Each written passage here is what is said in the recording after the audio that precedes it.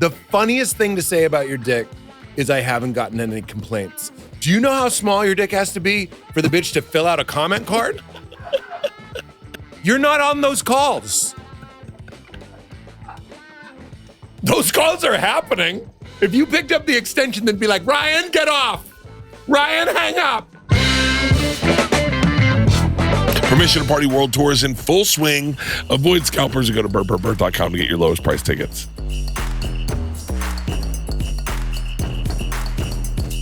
Did you care about the roast at all?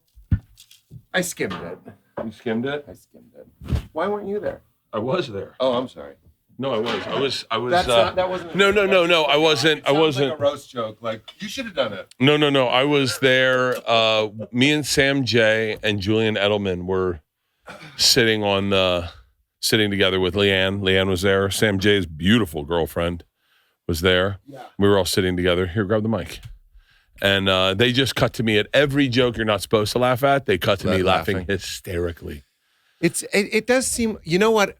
Forgive me for not remembering that you were there. It's okay, Pete. I know you don't care. I actually was driving in. For some reason, I was thinking about you, obviously. And I was thinking about the roast. And I was like, he must have. I know you did it.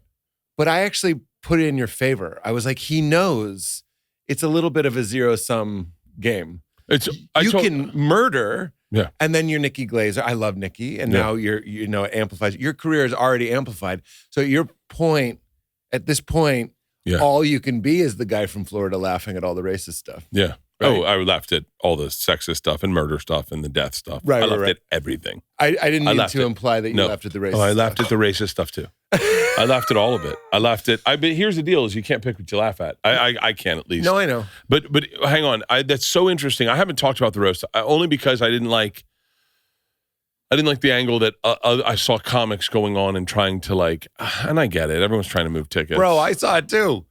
So crazy. That's why I was like, this whole thing is a fiasco. We've all turned people going like, people asking me my take, like on Instagram. I'm like, no, they weren't. No one was. No one. People are waiting for me to weigh in. What do you think? And then it's like the most boring take. It's like, a roast is a roast. Thank you. You ever watch a YouTube and you're just like, or an Instagram and you're like, I have less than I had at the beginning of this. You just all the glitz and glamour of someone who's about to say some shit and says nothing, and you're just like, that. It says play again? Dude. I wish I hadn't played it the first time. My take is comedians just ribbing on each other. It's a tradition. What is this, the Wikipedia entry for Friars Club? If you're going to say something, say something. You're going to chime in on the thing where people are actually taking swings, risks, chances, actually titillating, actually shocking, and you're just going to be like, I get these guys are friends. They're friends, it's like a language comedians speak. We're like inviting you behind the curtain. Kevin loved it. I know Shane, he's not racist. Like, oh, really? Oh, he was kidding? That's your take? You made me watch 48 seconds of this video before you fucking had the gall to say, I know Shane. Oh, this is the I know Shane post? Bitch, I know Shane. I ain't posting. Fuck you. I pay out right away. There's your clip. Can I tell you that's exactly, I was like, everyone's take was so frustrating to me. It was so and then can I tell you what's even worse?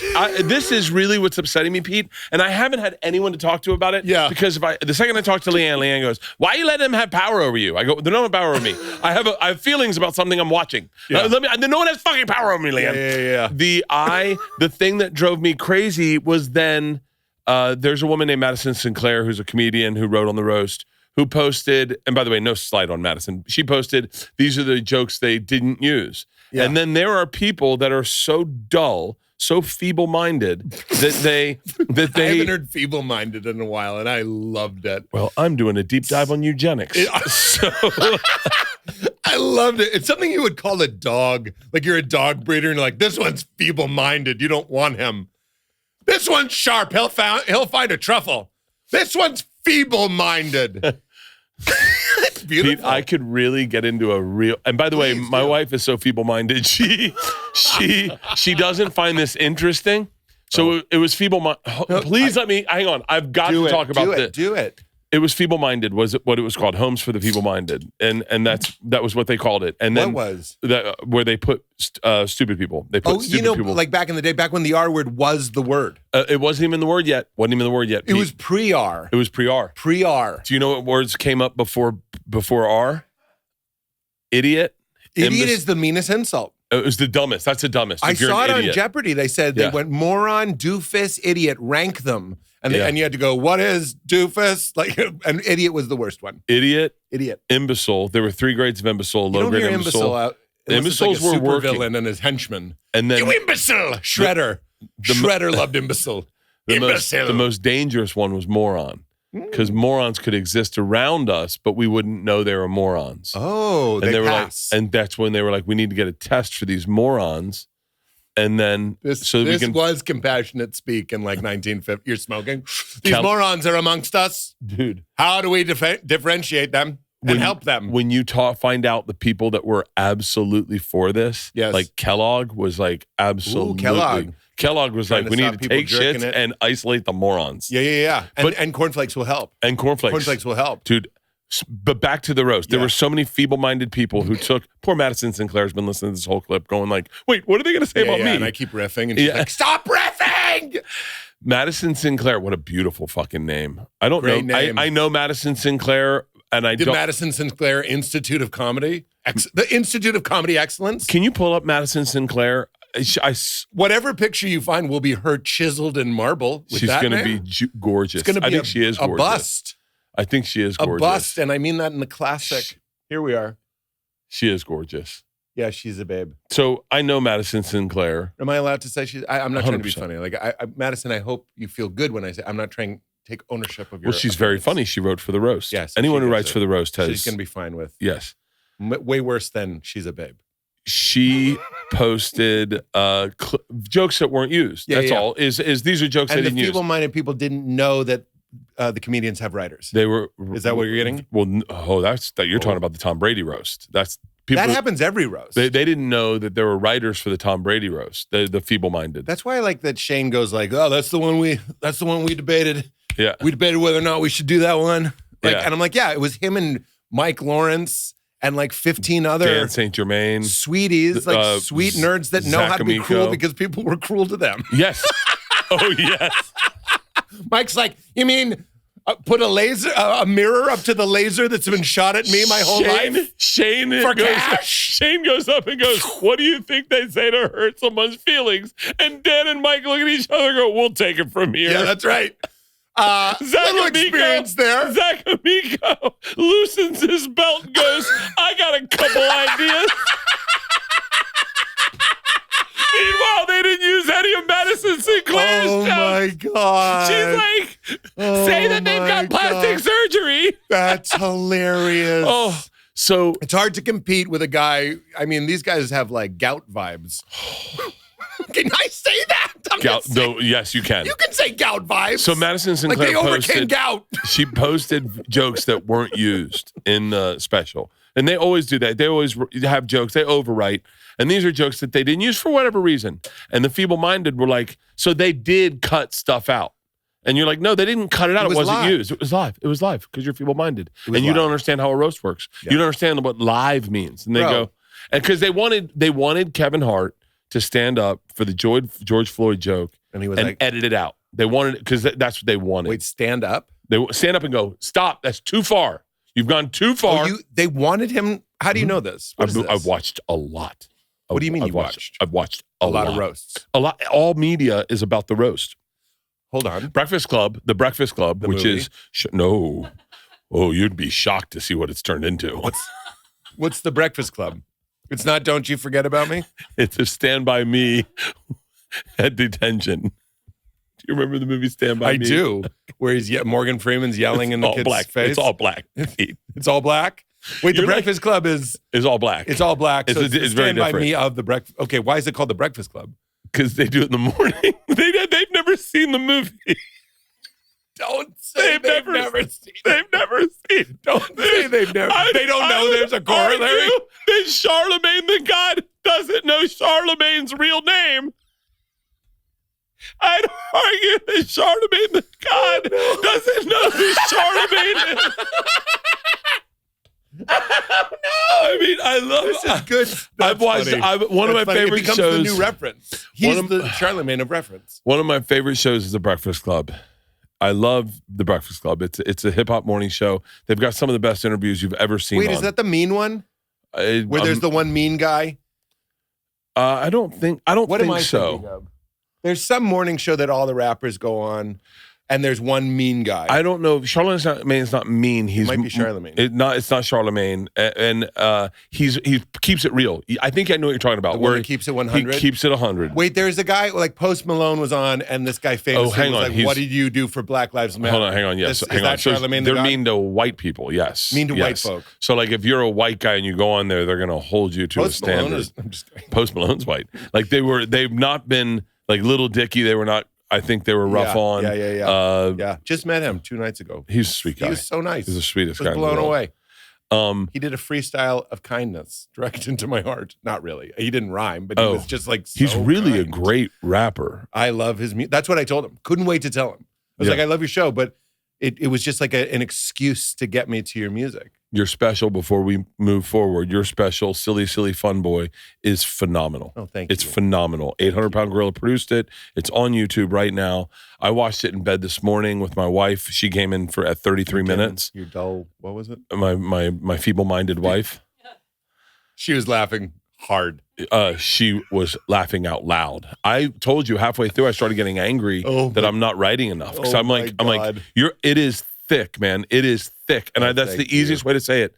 It starts so I'm real picky about specials. Me too. I'm very specific about what I like. Yeah. And I love that it just starts right out the gate. I love that it doesn't. I'm trying to get some, maybe we've talked about this before. We've done each other's pods a lot, so forgive me if I'm repeating myself, but like I'm a big believer in the 15-minute closer. You should be on for like 10. It's a little how you doing, a little bit about the town. And then you should close big. You should see where their 10 is, but like hit them hard up top. And what we did with the editing is we just cut out all the grab ass up top and started with, a joke that I think I could have closed with. Yeah. Who's this guy? We still play ads here at Birdie Boy. Then this is how you do them? You cut to other videos ads? I know. You guys don't have the YouTube Premium? Pete. I'm sitting on a leather couch Pete. in your house that's just a podcast studio. You know what my wife says? She goes, "Hey, we play ads for our videos. I'm going to give them love just like they give us love. That's how we make our money on ad sales." I liked everything about this special. Speechless. Yeah. She's feeble-minded. I'm speechless. Yeah. Wife of the party? Oh, she plays. She goes, "I support. They're gonna play an ad up there. I'm gonna watch that ad because they do it on our videos, and we're gonna do it on their videos, and we're gonna make their money just like they're gonna make our money." That's the way she works. That's like the most misplaced loyalty I've ever heard of in my life. I know. I get livid when it's not my YouTube up, because my YouTube, I have no ads. Except on PBS. PBS? PBS has their ads ingrained into their videos. More and more. Yeah. Speaking of which, Squarespace is the one-stop shop for JK. By the way, Squarespace has been killing it for. Let's get off. Hang on. Let's go back to the feeble-minded. So okay. I'm glad you like the special too. I loved it. That means a lot. By the way, it's sort of plateaued. So there is a little urgency to this message. It's not just another appearance. It's me going like, oh, we were in the algorithm and I'm really proud of this special and people were finding it. And then I noticed it reached a cruising altitude, which is like YouTube. I'm not saying they're evil, but it's like they're like obsessed with the fresh and the new. Yeah. So we're kind of like getting buried by other stuff. So if people could check out Silly, Silly Fun Boy, it would mean a lot. You just got to say something outrageous right here and I'll help you. Do you think Chelsea would have sex with Shane? Chelsea Handler? Yes. Would have sex with Shane? Gillis. I mean, look at your face, you rascal. I kind of think so. You look like the mascot of a breakfast sausage that is very, very indulgent. Like I shouldn't eat it. I'm very taken with both of those people. I think they're fantastic. And I'm also like, I think they're down to fuck. I think both of them would be I think it would be, I'm gonna meet you where you're at. I think the essence of your question is they were kind of at each other a little bit. They were at each other, but nothing is hotter than that. I grew up Christian, and there was so much like sexual tension that I actually think some of the hottest sex in the world is forbidden. We're going to hell sex. Number 2 is we were just rough with each other on a roast, and then like Shane's ripping up the buttons. She gets blinded by a button, and then they fuck. And they do it in like a cheap hotel for the king. Shane keeps his shirt on for sex. Oh. And Chelsea's like, take that off, you fucking piggy. And he's like, oh. You call that jizz? You call that jizz? Yeah, it's jizz. I jizzed, and that was my jizz. And what do you want? You want more jizz? Fucking like this. You're a Zionist. Is she a Zionist? Are you? I don't follow anything. Oh no, I'm here to get my news. I have to say this, and I've never I don't know. I've tried to not talk about the roast, but I will say this. my favorite Shane jokes are when he just states a fact. Okay. And he puts no joke to it. I love those the best. We're not here to make fun of Kevin for being short. We're here to talk about him being an absentee father. No, not even. No, that's a joke. You missed the roast. His jokes are. Tell me. Chelsea's a Zionist. You just did that. Yeah. Chelsea had dinner with Jeffrey Epstein. No, you can look it up. You're right. I saw that. It's my favorite thing he does. Have you been running low on goodies and realized you actually have to leave the house to get more? Well, we're done with that. Those days are behind us. They are over. It is 2026. You order food from an app. You order clothes from an app. You order toilet paper from an app. Now you can order legal THC products from an app as well. Everything420.com. That's everything420. Everything420. Everything420.com. Their app makes it stupid easy, whether you're looking for flour, edibles, vapes, gummies, accessories, or just browsing to see what's new. It's all there in one place. And they carry the trusted brands we actually all want, know, and love. Stizzies, Packwoods, Cake, Cookies, and Runts. The best part, it shows up at your door fast, discreet, shipping. And if you're feeling adventurous, check out their mystery box.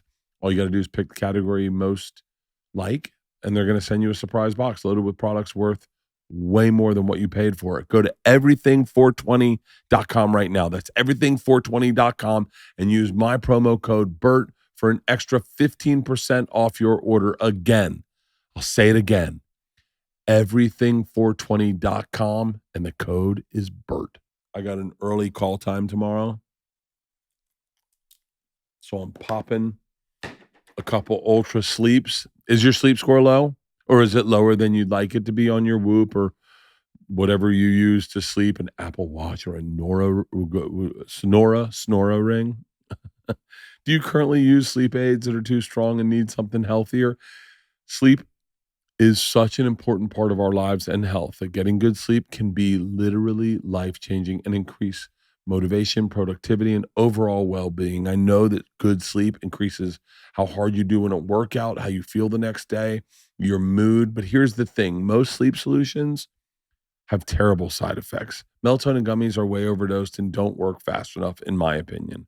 Over-the-counter meds like ZQuil causes next-day brain fog, and I've used it, and I'm in the gym just trying to wake up. And you can build a tolerance within a couple weeks. Not built for every night use. And prescription meds, well, they can make you feel more dependent on drugs just to sleep. It doesn't make sense. That's why I recently started using Ultra's new sleep pouches. They have been a complete game changer. The idea behind this is absolutely genius. Everyone uses pouches for increased focus. That's where I first heard of Ultra, was for extra focus. These are their focus ones, and they're awesome. My trainer introduced me to them, and I love them. But these are pouches that they have now that help you wind down, fall asleep, and stay asleep. And the great thing is they use 6 clean, research-backed ingredients.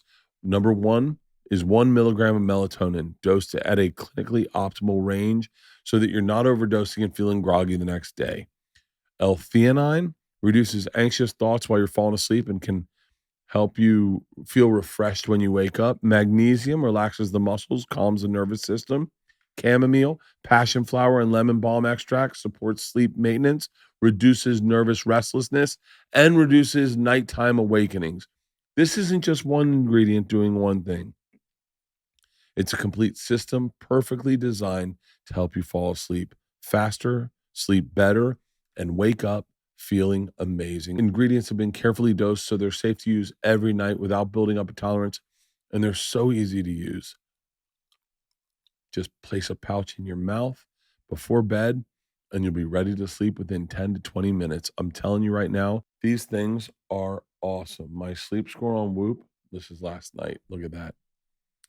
And by the way, my sleep's so good that it's lowered my age on my Whoop because I've been getting great sleep. And it's because of these pouches. You put one in, turn on a podcast, and I swear to God, I got to remember to take the thing out or I'll sleep with it in my mouth. Ultra Sleep pouches deliver better, deeper sleep with properly dosed and natural ingredients. New customers can use code Bertcast to get 15% off at takeultra.com. That's takeultra.com for 15% off with code Bertcast. After you purchase, they're going to ask, where did you hear about them? Please support our show and tell them that our show sent you. My favorite thing he does is when he talks about how they put all the bullshit people up front. That I think is like, oh yeah, Shane is as close as I've seen to really trying, like the system, you know, like all the money and the power really tried to claim Shane. And he does seem to be holding on to some of his integrity as a you know what I'm saying? Maybe all of it. I don't mean to imply that he's lost any. I just mean when you are in a high pressure, fucking pay to play live broadcast and everybody's like, this is it. Yeah. This is the Super Bowl. And you still go, you sat all the shitty people up front. These people fucking suck. I'm like, that's a comic. Yeah. That's us. He That's is us. the most attached to the, and out of all the comics I've ever met, he's the most attached to having a good time and having fun. And he got into this for the right reason. I remember one time we were talking about something and someone, and this person was being difficult about something, and we were in a stairwell and we were drinking beers, and it was like I want to say it was like 10 a.m. Yeah, we were in a stairwell drinking beers at 10 a.m. That's like if I asked ChatGPT, where's Shane and Bert right now? Yeah, they'd be like, well, probability speaking, they're probably in a stairwell drinking beers at 10 a.m. And he's like, dude, is he cool? I go, yeah. And he goes, well, the fact that you wait for it, I mean, like, what are we doing? Why are we even? And he's like, is he fun? I missed a key ingredient. Who is he talking about? A guy that's being difficult about this thing we're all trying to do. Oh, I see. And I was just like, oh, and he went, is he cool? Yeah. And that was his thing, was like, it's not about like how important the project is or how big the project is. Yes. Is he cool? And are we going to have a good time? He seems to have an understanding of like, this is my life. Yeah. This is my life. You know who else has that, from what I can tell, is Seth Rogen. Like, he really seems to be like, will I enjoy making it with my friends? Yeah. And like, I kind of, you know, I have a weird thing about Seth Rogen. I'm a big Seth Rogen head. Your rogue head. Rogue head. You having a Seth Rogen experience? The Seth Rogen, he should do that. Isn't it crazy? I can't do it. Ha! Jamie, pull that up. I can't do it. But we know someone great could do it. Yeah. Can't do it. Him and that whole era of movie making guys, I liked a lot. Yeah. Like and they're not my generation. I'm older than them. Yeah. But I really fucking liked them a lot. Yeah. I forget what I was gonna say. But yeah, but he seems like he enjoying his life. I like him better with James Franco, and I'm bummed that they didn't, you know, I'm bummed that all that shit went down. Yeah. Because I really loved that they were boys and they were buddies and they hung out. And I, you know, that's not for me to determine whether or not. Yeah. You know, but I loved that energy. I loved that their movie got leaked because Kim Jong-un didn't like it. I just loved everything. I remember that. Isn't that crazy? We were all nervous. I was nervous. I remember watching. I paid remember you could buy it for like $50. I didn't. I think I saw it. Wasn't in the theaters. I think I saw it when it got streamed. Did it get streamed? I saw it the opening weekend, and it wasn't $50, but it was probably like $29.99 or something. And that's what they did instead of a release. I remember watching it being like, I think they're gonna kill it. Like, it was like Borat with international stakes. It's kind of crazy. Yeah, that's not for me. I'm not out poking bears. Well, you know, it's also even the stuff that went on with the roast. I don't like that. Like, there are people like Tony, I think probably enjoys the attention. That sounds weird, but he doesn't mind the negative press because he realizes all press is good press. Do you believe that though? I don't. For me, no. Do you believe that he doesn't? Yes, I don't think it affects Tony at all in the slightest way. I don't think it keeps him up. I don't think he He's a pro wrestling fan, and I think he's playing the heel. And I understand what you're saying. Yeah. I'm saying in the small hours of the night, and this isn't about Tony. This is about the cost of doing just what we do. Like I said, I went to that party and I met Dave Bird, Lil Dicky. Oh yeah, I love that Christ. you were feeble-minded for a minute. Dave, No. Dave People know him Bird. as Lil Dicky. Yeah. But you're at one of those Hollywood parties. There's a cost to that. I also was on a game show that day, and then I went to this party. And then all I'm saying, simple point, I went to bed and I just noticed I'm not sleeping great because my brain is defragging. Completely separate from me. There's a cost to what we do. And by the way, I'm not complaining. Mm-hmm. I'm just saying I don't believe when you're awake, resourced with your friends, you had some food, you had some coffee, you did a set, you feel good about yourself, then you can be like, Bert, I don't really care about the bad press. I wake you up at 3:30 a.m. Yeah. And you're a little like something, you'll catch a dream escaping. You'll catch the anxiety that was churning. That's why you see it in people's eyes, you see it in their faces, you see it in their posture. This shit is, this is not about Tony. I'm saying it accumulates for all of us. And I don't just mean that for comedians. I mean that for dentists. Like, if you're not directly addressing the sheer horror of your life, the things that are bad, the things that are painful, they're having their way with you. It's called while you're asleep. But do you think, I really genuinely don't think it affects Tony personally at all. I think he actually, I think, and I don't mean this negative, but I think much like a evangelical Christian, he believes what he believes. And there is a self-righteousness to that where he goes, they don't, it's like Ari Shafir, I for lack of better words, by the way, he says hello. I talked to him on the phone right over. I don't think it keeps him up at night. Here's what I'm trying to say. It keeps me up at night. I think what we're calling people's constitution, who they are, how they view the world, is way more permeable and affectable than we think it is. And there's actually, I'm not going to go on and on. There's data to support this. Really? If I prime you with different ideas, you ever listen to a podcast? Like I like listening to AI podcast, like podcasts talking about AI. Not made by AI. I know. Yeah. Bro, somebody sent me a Bruce Lee clip today from Instagram. I was like, unfriend. You can't tell this is AI? You thought Bruce Lee gave us 7 things to say to God before you go to bed at night? Like, fucking grow up. One thing, you fell for this. You thought I was going to fall for this? This is my house. This is a house of learned doctors, you fuck. Get your fuck. When someone sends you something they saw on Instagram, like in a fugue state, that's the new telling someone about your dream. Like if I sent you, it was the 75th clip I watched. And for some reason, a guy's shooting a basket backwards and it turns into a watermelon and it smashes. And you send that to me? Why not just be like, and my brother was there, but it wasn't really my brother. But then Barack Obama was there. You know what I do? I ha-ha it without watching it. I don't care what the fuck it is. It could be like a tribute video. It could be about rescue animals. I don't give a fuck. Ha-ha. Bitch, you ain't getting me. You ain't getting me. What do you work for them?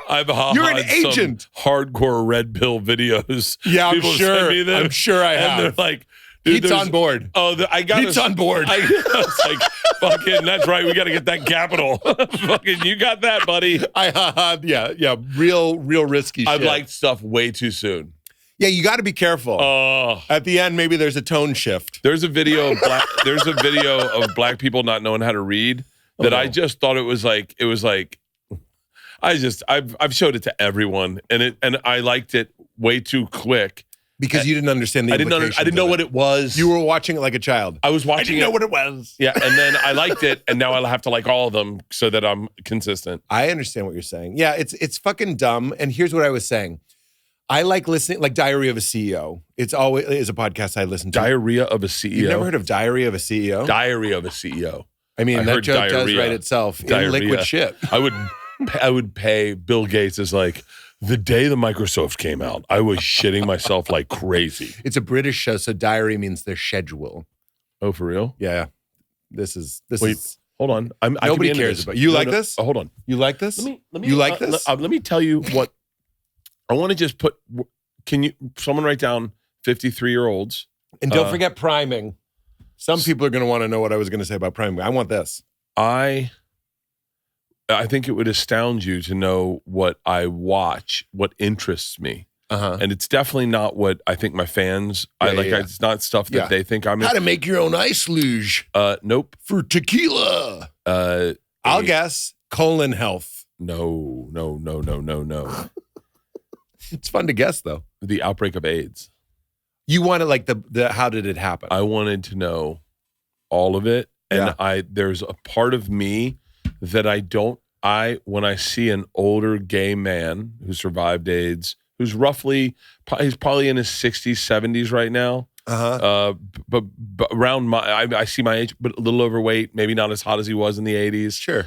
My heart, like I don't know why I feel for that guy more than anyone I do, but like there's something about that epidemic. Yeah, that epidemic and the fact that America turned its back on them. And well, it was an oppressed group that was double oppressed. I think that's what makes it unbearable. And they were outcast. And I had people in our family, in our indirect family, that were affected by AIDS when I was young. Yeah. So I had a different perspective of it. And so last night I watched an entire documentary on Patient Zero, which is the airline pilot they say spread AIDS. And it's fascinating. But who made this documentary? I think the people who made And the Band Plays On.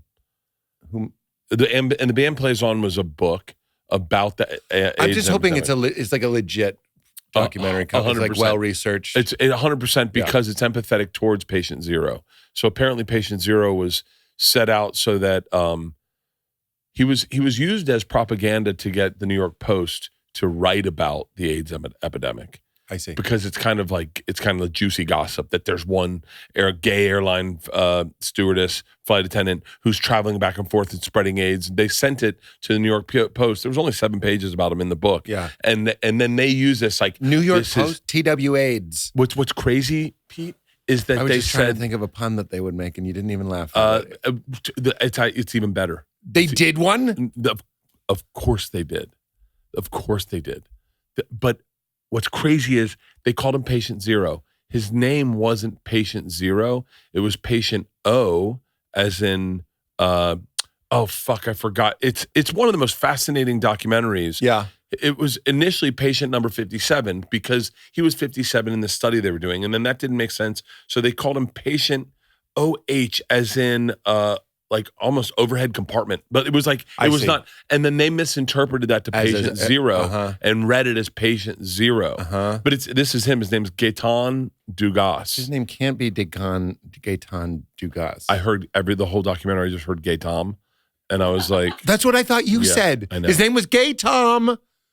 He was a good-looking guy. Great looking guy. Great-looking guy. Great-looking guy.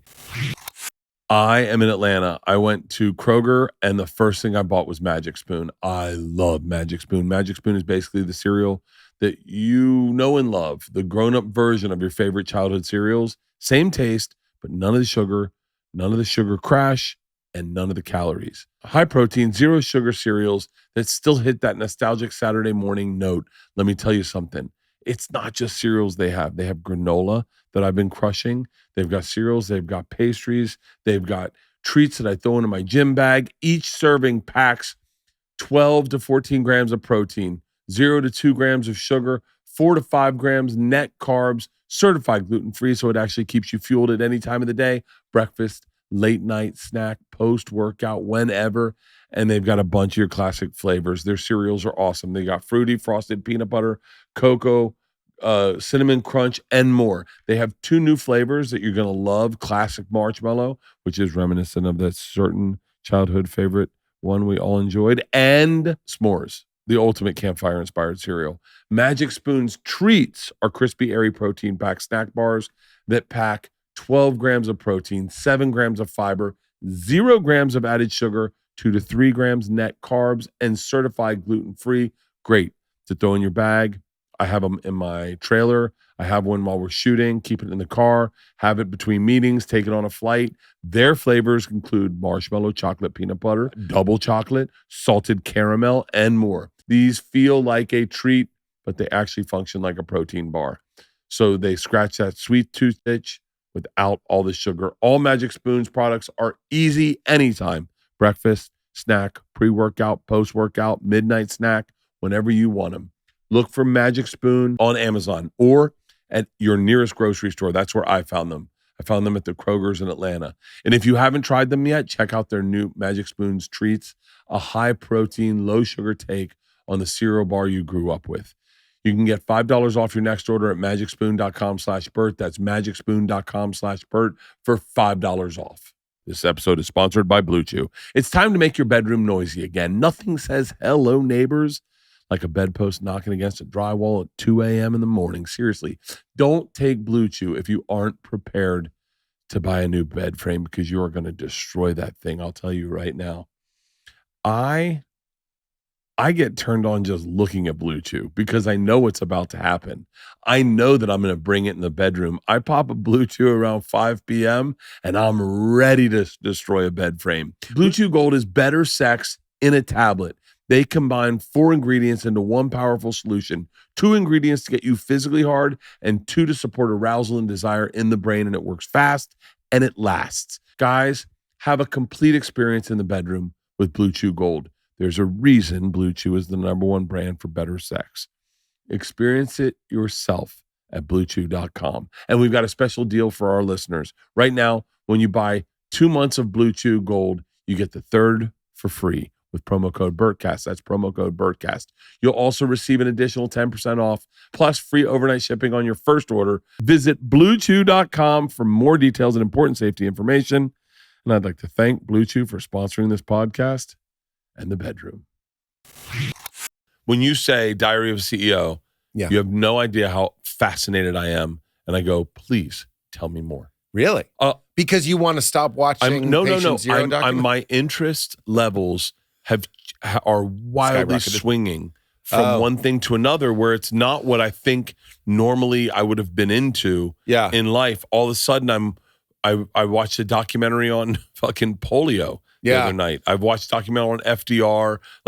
I'm really fascinated with your own demise. I think it's because maybe. I mean, that does seem like older guy stuff. I'm saying that as I think more about death, and these seem like not bad morbid, but like they're morbid searches. I think. I really enjoy watching pro wrestlers who have passed away, like Andre the Giant, Roddy Piper. Yeah, like anyone in pro wrestling, I follow their documentary, and I find a weird connection with them. Yeah, because our lives were on the clowniness. Yeah. And it's almost like Roddy Piper, like Tony Hinchcliffe, had to disconnect from being the villain.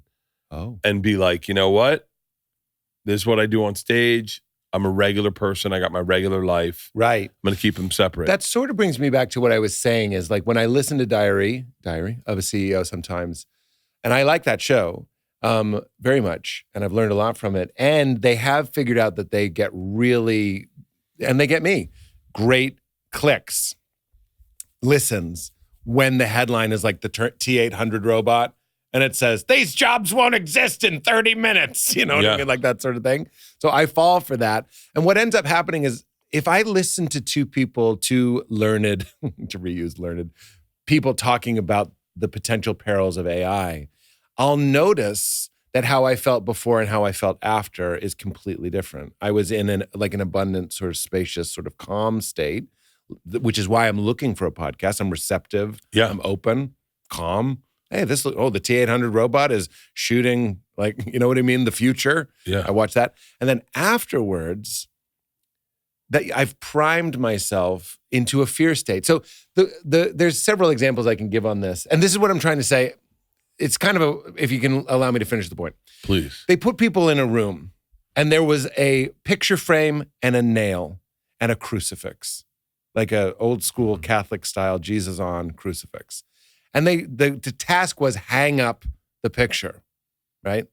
So Group A was shown a video that reminded you of your mortality, which is kind of what we've been doing. It reminded you, it was like basically just a video like, isn't it weird we all die? Like the clock is ticking. We don't know what happens when we die. Yeah. It could happen at any moment. It's basically just that. Group 2 is not given that video. They're given a placebo video. Who gives a shit? Kittens? Doesn't matter. Yeah. Fake video. Group 1, I'm sorry, I'll start with Group 2. Group 2, the people that watched the kitten video, went in, saw the picture frame, the nail, and the crucifix, picked up the nail, picked up the crucifix, nailed the nail into the wall with the crucifix. Without exception, everybody was like, I've never realized that a crucifix is a perfect hammer. How fitting that Jesus was a carpenter. I've never said that before. This is a riff. I bring the fresh shit to the Bertcast. I bring the fresh shit. Okay, so they nail it in. And if you want more of that, you can get Silly Silly Fun Boy. That's right. On YouTube. Because I got to be honest with you, the majority of that feels like all riffs. That's so nice of you to say.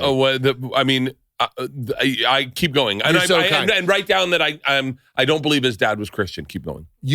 Stop. It's you have to have a term for this, but I never realized your dad had a Boston accent. My dad, yes. And as soon as I heard that, I go, Catholic, yes. Christian, no. I know what you're saying. Keep going. We can talk about keep my going. dad. Yep, put a pin in it. It's my best impression. My dad and my brother are my best impressions. I could call their bank and get money. Yeah. Based on voice alone.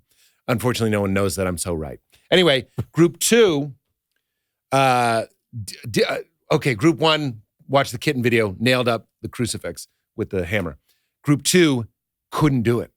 Everybody in group 2 that was reminded of their death walked into the room, couldn't do the sacrilegious thing. Yeah. They couldn't use the crucifix as a hammer. They just went, this is impossible. I can't do it. So what I'm saying is, there's another one I'm going to give you real quick. 2 groups, always. It's a psychological study. You walk into a room, there's magnetic tiles of poetry, and you make poems. And everybody just thinks, oh, they must be studying how we make the poems. They're not. They're studying how quickly each group 1, group 2, exit the room. Group 1 gets words in their poetry of the choices like dreary, drudgy, slow, lethargic, right? Group 2 gets words like rapid, speedy, quickly, fast. Group 1 walked out like 48% slower than group 2. Group 2 sped out of the room because they're thinking fast. Group 1 is thinking slow. So Tony Hinchcliffe and everyone else in the fucking world is a product of how they've been primed. I don't care who you are. I don't care what you believe. Roddy Rowdy Piper. Tony's a huge wrestling fan. I'm not. This isn't really about Tony. I'm saying everybody. It's not about Rowdy Piper either. Everybody has like all the Tetris blocks are in. This is me. Yeah. I've assembled Pete for the day. Here he is. I love that Pete. That Pete doesn't care if you don't like my jokes. That Pete will read bad comments. I don't give a fuck because I connected with my wife. I spent time with my daughter. I exercised. I got sunlight. I ate properly. I meditated. I did breath work. All the shit that I do to keep me me. It's all online. But if you scare me, if you remind me I'm going to die, if you remind me my loved one, anything, all that uncertainty, if you prime me with that instead. One time I did... I did Trevor Wallace's podcast, and I talked a lot about spirituality, and I ended up talking about free will. I don't want to get into this, but I was like, I think free will is an illusion. I think blah, blah, blah. As I'm driving home, a white pickup truck with like I'm not putting these people down, just a scary truck cuts me off. And I'm like, Jesus Christ. And I'm like, I'm telling this guy there's no free will. He might get mad. Like it put me in a fear state.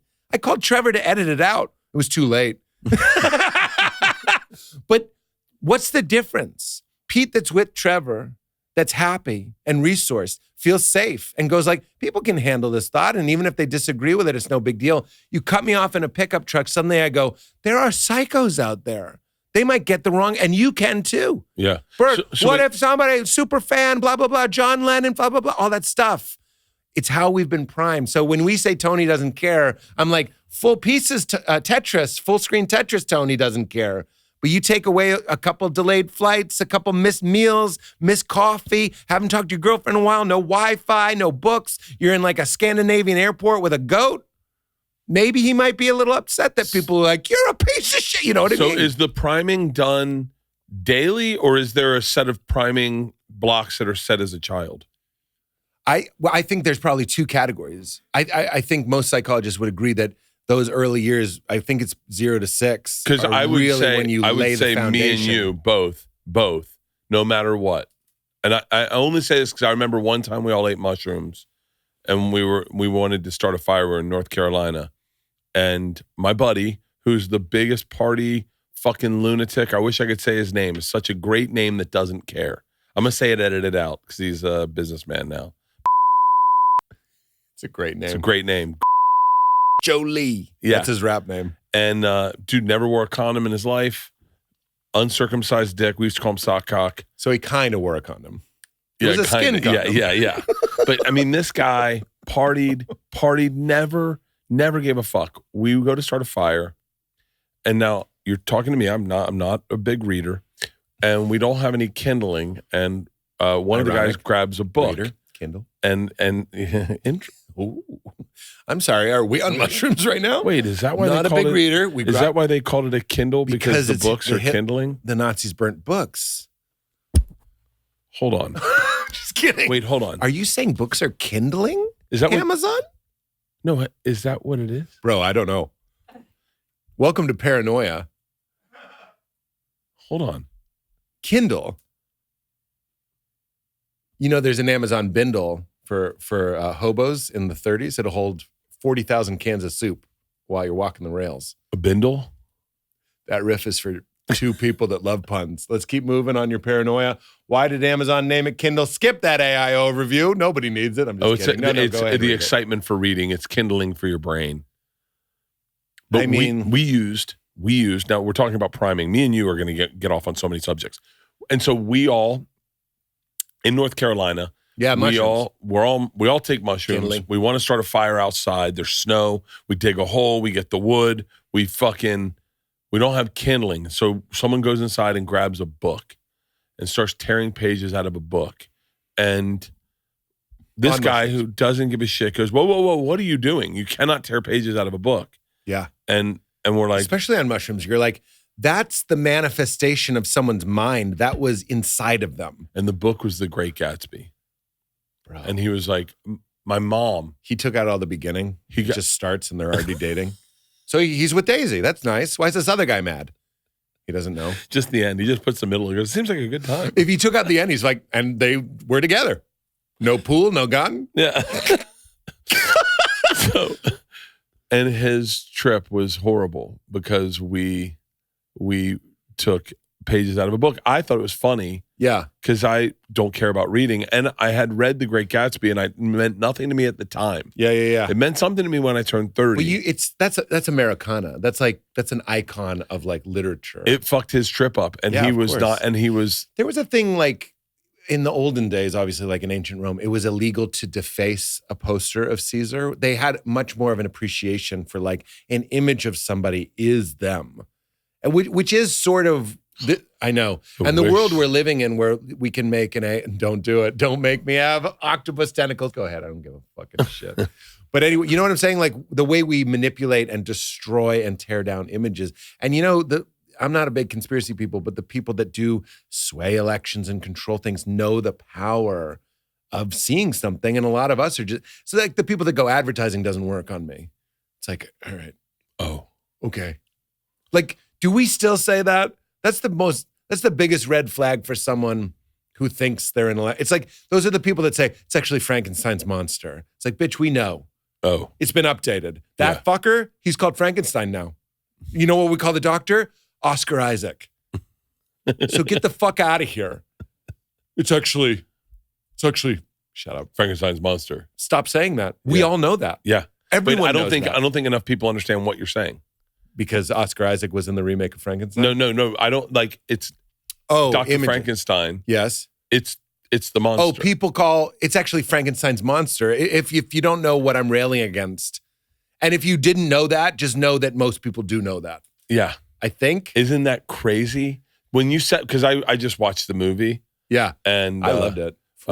Mike Gibbons, head writer of the roast, by the way, had the funniest he made me laugh so hard. The movie's like 2.5 hours. Frankenstein. Yes. The new one. Yeah, it's like With binging Jacob a Elordi. series. Yeah. And he goes, can I tell you my problem? I'm going to fuck this up. But he goes, can I tell you my problem with that movie?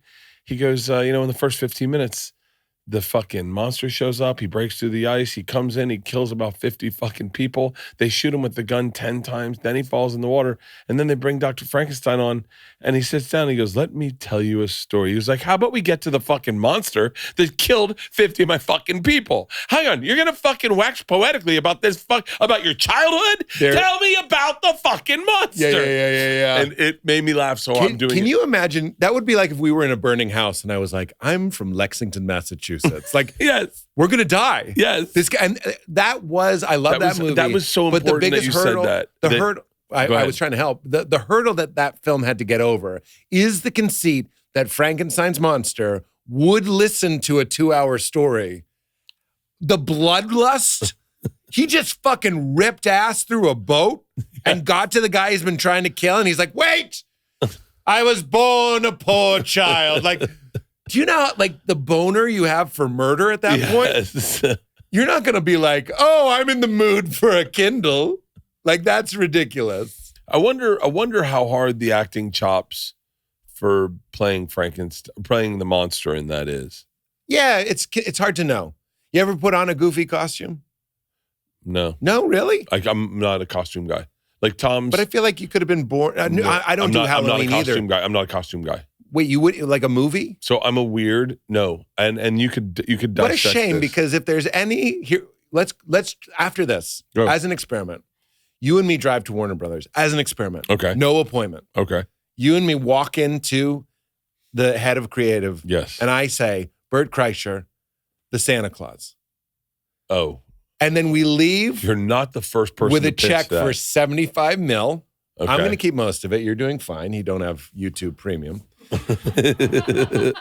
But would you accept me to put on a giant prosthetic belly, which you used to not need, but now you're looking fucking. I'm trying to whistle. Yeah. You look great. Would you do that? It's a very fascinating question. The reason I wouldn't go on a GLP-1 is because I'm I don't drink anymore. I know. But I don't call myself an alcoholic. I would never. And I am not drinking either. I understand. But I would never call you an alcoholic. I appreciate. I had this fake conversation in my head this morning. Maybe it was because I knew I was going to see you, but I was just like, I'm an everything-aholic. Yeah. I'm fucking, and I kind of, you know what I'll say? That might be my favorite thing about myself. I do have to keep tabs on it. Yeah. But I love when I'm lit up. I love that I get lit up for people, for my pets, for my daughter. I love when I'm like, someone cooks for me and I'm like crying. When I saw Little Dicky, I said, your song, Bruh, makes me cry. And he was like, really? And I was like, yeah. And the song Monster, when Nicki Minaj does the last verse, and it was like her first breakout, every time I'm crying in the car. And I'm like, I would never, that is life. That is pizza. You know what I'm saying? That is pizza. Buddy. And buddy, if you look at what you actually are, which is a spacious field of experience, pizza, the eating of a pizza or the appreciating of a song is just sensation. And it's one taste, it's one desire, and it's one fucking Ghostbuster gun, and you got it, and you're gonna kick out the thing. And I am terrified. Yeah. In fact, when I'm depressed, if I have like a low, with respect to real depression, I just mean depressed for me, it's because I can't get lit up about anything. And I say to Val, I go, I just don't know what animates me. And what's brilliant about my wife is she knows. She goes, Pete, you need to this, and this. She'll say, you got to go do a set or whatever it might be. So wait, so that's an interesting, because I've had a really hard time figuring out, I call it my sparkles, but I like this. But like, because I'm allowed to smoke weed if I'd like to, and I'm allowed to eat mushrooms if I'd like to. This is for your own allowances? No, for a doctor, because it was all doctor. I'm looking at your ankle. No, it was doctor appointed because I had a blood clot in my leg, and it got my lungs, so that's why I had to quit drinking. Oh, wow. I quit drinking for 6 months. I could technically drink now if I wanted to, but I'm still on the meds, so I'm not gonna while I'm on the meds. Yeah. But I can eat edibles if I want. I have marijuana sodas at the house that I was gonna drink yesterday, but I can't find the reason to do it. And that is what's fucking me up, is that once you live a sparkle-free life and you realize that that the aholicism of you, or those crazy highs where no one really understands you, and I know what you're talking about. and those crazy lows where you go, that's okay. I know how to ride this boat. I'm getting in the gym. I know this feels like shit, but I'm getting in the gym. Like I got to pull out. Yeah, and or I'm gonna get in the sauna. I'm gonna cold plunge. I'm gonna get some sunshine. I'm gonna journal. I'm gonna get myself out of this. Yeah. We have similar things. Yeah, I don't know what where does sparkles mean though. It's the thing that, like, the other day I was listening to music in my car, and I was. You have that? Yeah, in my car. What? I know. I'm just driving in stark silence. Who So does that? They're knobs at the front. That's what those are. Shit, dude. I thought that was some sort of eject thing. I was where you were like a year ago. Right? And I turned one. It clicked, which scared the fuck out of me. Of course. I'm screaming, so I can't hear the music. I just clicked it back. I didn't even know what happened. I left it. There's actually a devastating line in Death of a Salesman. Spoiler, he dies. Is that they go, I never listen to the radio. Willie Loman goes, I never listen to the radio. And someone goes, don't you have it in your car? And he drives everywhere. And he goes, yeah, but who thinks to turn it on? And that's why he's in trouble. Yeah. He's losing he's not there. Yeah. He's not going, what is it? What is this contraption? Mm-hmm. Bitch, it's a radio. Get some two-step in your life. Maybe you won't be so blue. Yeah. Who thought to turn it on? It's like this is kind of cheesy, but like, I don't want to derail you too much. No. I know. I sparkles. But once you get to a place where you go, I remember the first night I could eat an edible. I was with Nick Swartzen, and randomly, and he was like, "Yeah, I eat them to go to sleep sometimes, or at the end of the day." And I thought, "Oh, that'll be nice." Then I got home, and I was like, "I don't need it. I mean, I can go to bed fine." Well, you know what my hope would be is that for not just you, this is not about Bert. I know people like to talk to you about your sobriety and or whatever, your substances and stuff. My hope for everybody on the arc of life is that you get better at experiencing your innate happiness. Yeah.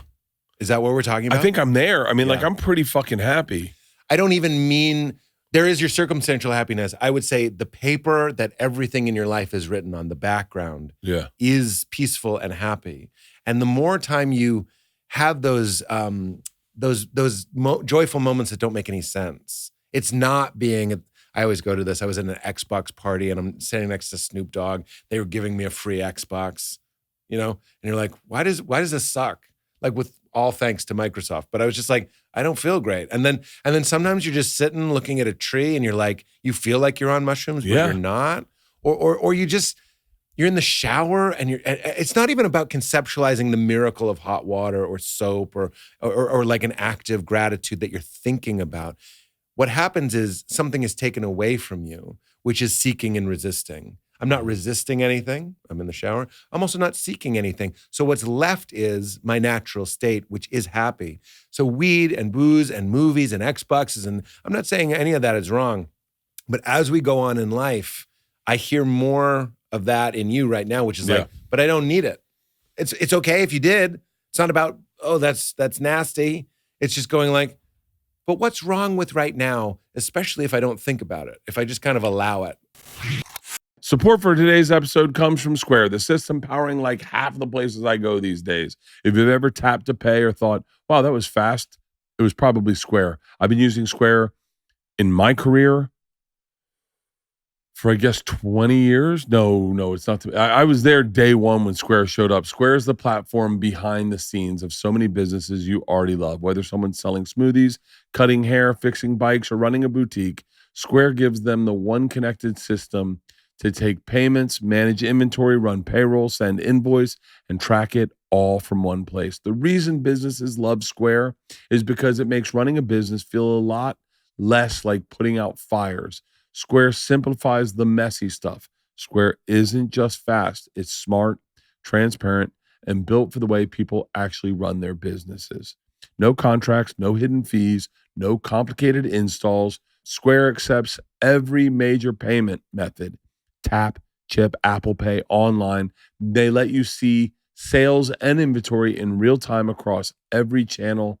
and also helps you access your earnings immediately with Square Banking. I loved that. To go through Square and see all my sales for t-shirts.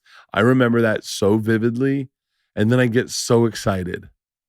Oh, I miss those days. I love Square. If you're starting a business or running one that deserves better tools, Square helps you sell, manage, and grow without slowing down. Right now, you can get up to $200 off Square hardware at square.com/go/Bert. That's SQUARE.com/go, G-O/Bert, B-E-R-T. Run your business smarter with Square. Get started today. That's SQUARE.com/GO/BERT. I still want to drink, but I just don't know when you're supposed to do it. And that's where I'm at in a weird way. And like yesterday, I wanted to drink because we had people over, we were barbecuing, and I was going to have a marijuana drink to see if I enjoyed it. Yeah. And then it had grapefruit in it. And then really easy was because I'm not allowed to have grapefruit because of my medication. Oh, okay. So I was like, well, I'm not going to take it. So, but it was it wasn't like there was no struggle. I was like, oh, I'm not going to drink it. Yeah. And then so, but the aholicism in me is like, I just discovered nerd clusters. What's that? Someone go get nerd clusters, is that please. Breakfast Club? By the way, I'm not supposed to have them because I'm supposed to be dieting. What is it? Is this streaming downstairs? Will someone bring up nerd clusters? They're just, I never did candy, Pete. I never did candy. Oh, it's the clusters of nerds? Pete, you got to try them.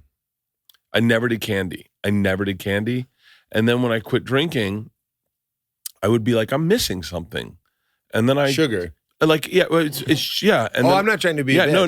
I got when you get a laugh and it makes what you said sound mean. Yeah, no. I just meant sugar. Yeah. A lot of people that stop drinking will start drinking 12 Pepsis. Yeah. Well, I would go and I'd treat myself with a little sugar and like not a ton, but a cup. Gum I'm bad at, but like a couple Sour Patch Kids. Yep. And I would slow roll them, but I'd be like, I'm allowed to have these. Because I'm not like if I'm drinking, I'm not allowed to have them. If I'm drinking, you'll do the whole box. That or I go. I'm already having so much sugar. I don't need them. I understand. And so, but I miss. I don't know if I want to drink casually, like my assistant. Go ahead. This sounds like me, to be honest. And I don't think I'm on the spectrum. I think my therapist calls me neurospicy. Oh, I'm on the spectrum. Okay, then we're both on the spectrum. I'm definitely on the spectrum. Well, bro, so I'm saying this in the spirit of camaraderie. I'm saying this in a friendly way. You're reminding me of myself. Black-white thinking. Yeah. It's easier to abstain from something than it is to do it moderately. Yes. And when you say I want to drink, I just don't know when to do it. That confusion is the hallmark. Why would you bring everything up of the autism spectrum? I just said to my trainer, just bring him over. Just let him try a nerd cluster. Oh my God, you got Shaq's. I saw those the other day. Shaq is good at knowing what Shaq I'm just likes. kidding, you may. Shaq's sour candies are so good. Sour. I mean, my taste buds are. My mouth's watering. Yeah. We're just two dogs. Shaq's. Was that Dr. Pavlov? I like you. Who's this? Pierce. She likes you a lot. She sent me all of your specials. Oh, last really? night. Yeah. That's a nerd cluster. This looks like diabetes. It is. You like them? Here, open. The other one's already open. Just try one, and if you can let it sit and marinate, it's you mean so like good. like it's a sucker? I pop them in. This? Yeah. It's a gummy with nerds around it. It's so good. Bert, I'm going to tell you something. You're doing what I do, where I start going like this. This is your review for that hamburger you had when your car broke down or whatever it was. I'm about to write a Bert Kreischer Yelp review. Yeah. You remember? Yes. The whole time you were like, get him. I'm like, don't get him. She starts bringing him in. I go, you don't have to have one. They put him down. Did you hear me? I said, don't do that. This looks like diabetes. You need to get to black and white flashback of me going, this looks like diabetes. like grainy. Yeah. When I ate one, this was like some Ratatouille shit. It was like it took me back. I'm 6 years old. I'm in Cape Cod. I'm walking with my family to the candy store to get Nerds. Yeah. And then the jelly, the gummy inside was like, oh, you thought it was just that? It was very psychedelic. You ever been on a psychedelic and you're like, oh, you thought it was just this? Wow. And it gives you something else? Wonka, you sassy bitch. This was incredible. I don't think I even articulated. They're incredible. I'm not going to have any more because I will. Do not fuck with Shaqs. Shaqs are so good that because Shaq only does stuff he loves. Crunchy and chewy. Wait, this is like his nerd thing. Don't put them away. Shaqs are better, in my opinion. These are better than that. In my opinion, those are better. I'm going to try one. Those are really just all joy. When you're too feeble to open the bag, maybe don't have the candy. If my thumbs don't work. Yeah. Can you open that for me? Sorry, I have no grip strength. Can you open this for me? I have no grip strength. Okay, I'm going to eat this. I love that. The what is the word? They look healthier. No, that's what I'm saying. There's something insidious that they make them look like raspberries. Yeah, I know. They It's look just healthy. like real 1984 dystopian. Like in the future, they'll eat fake raspberries.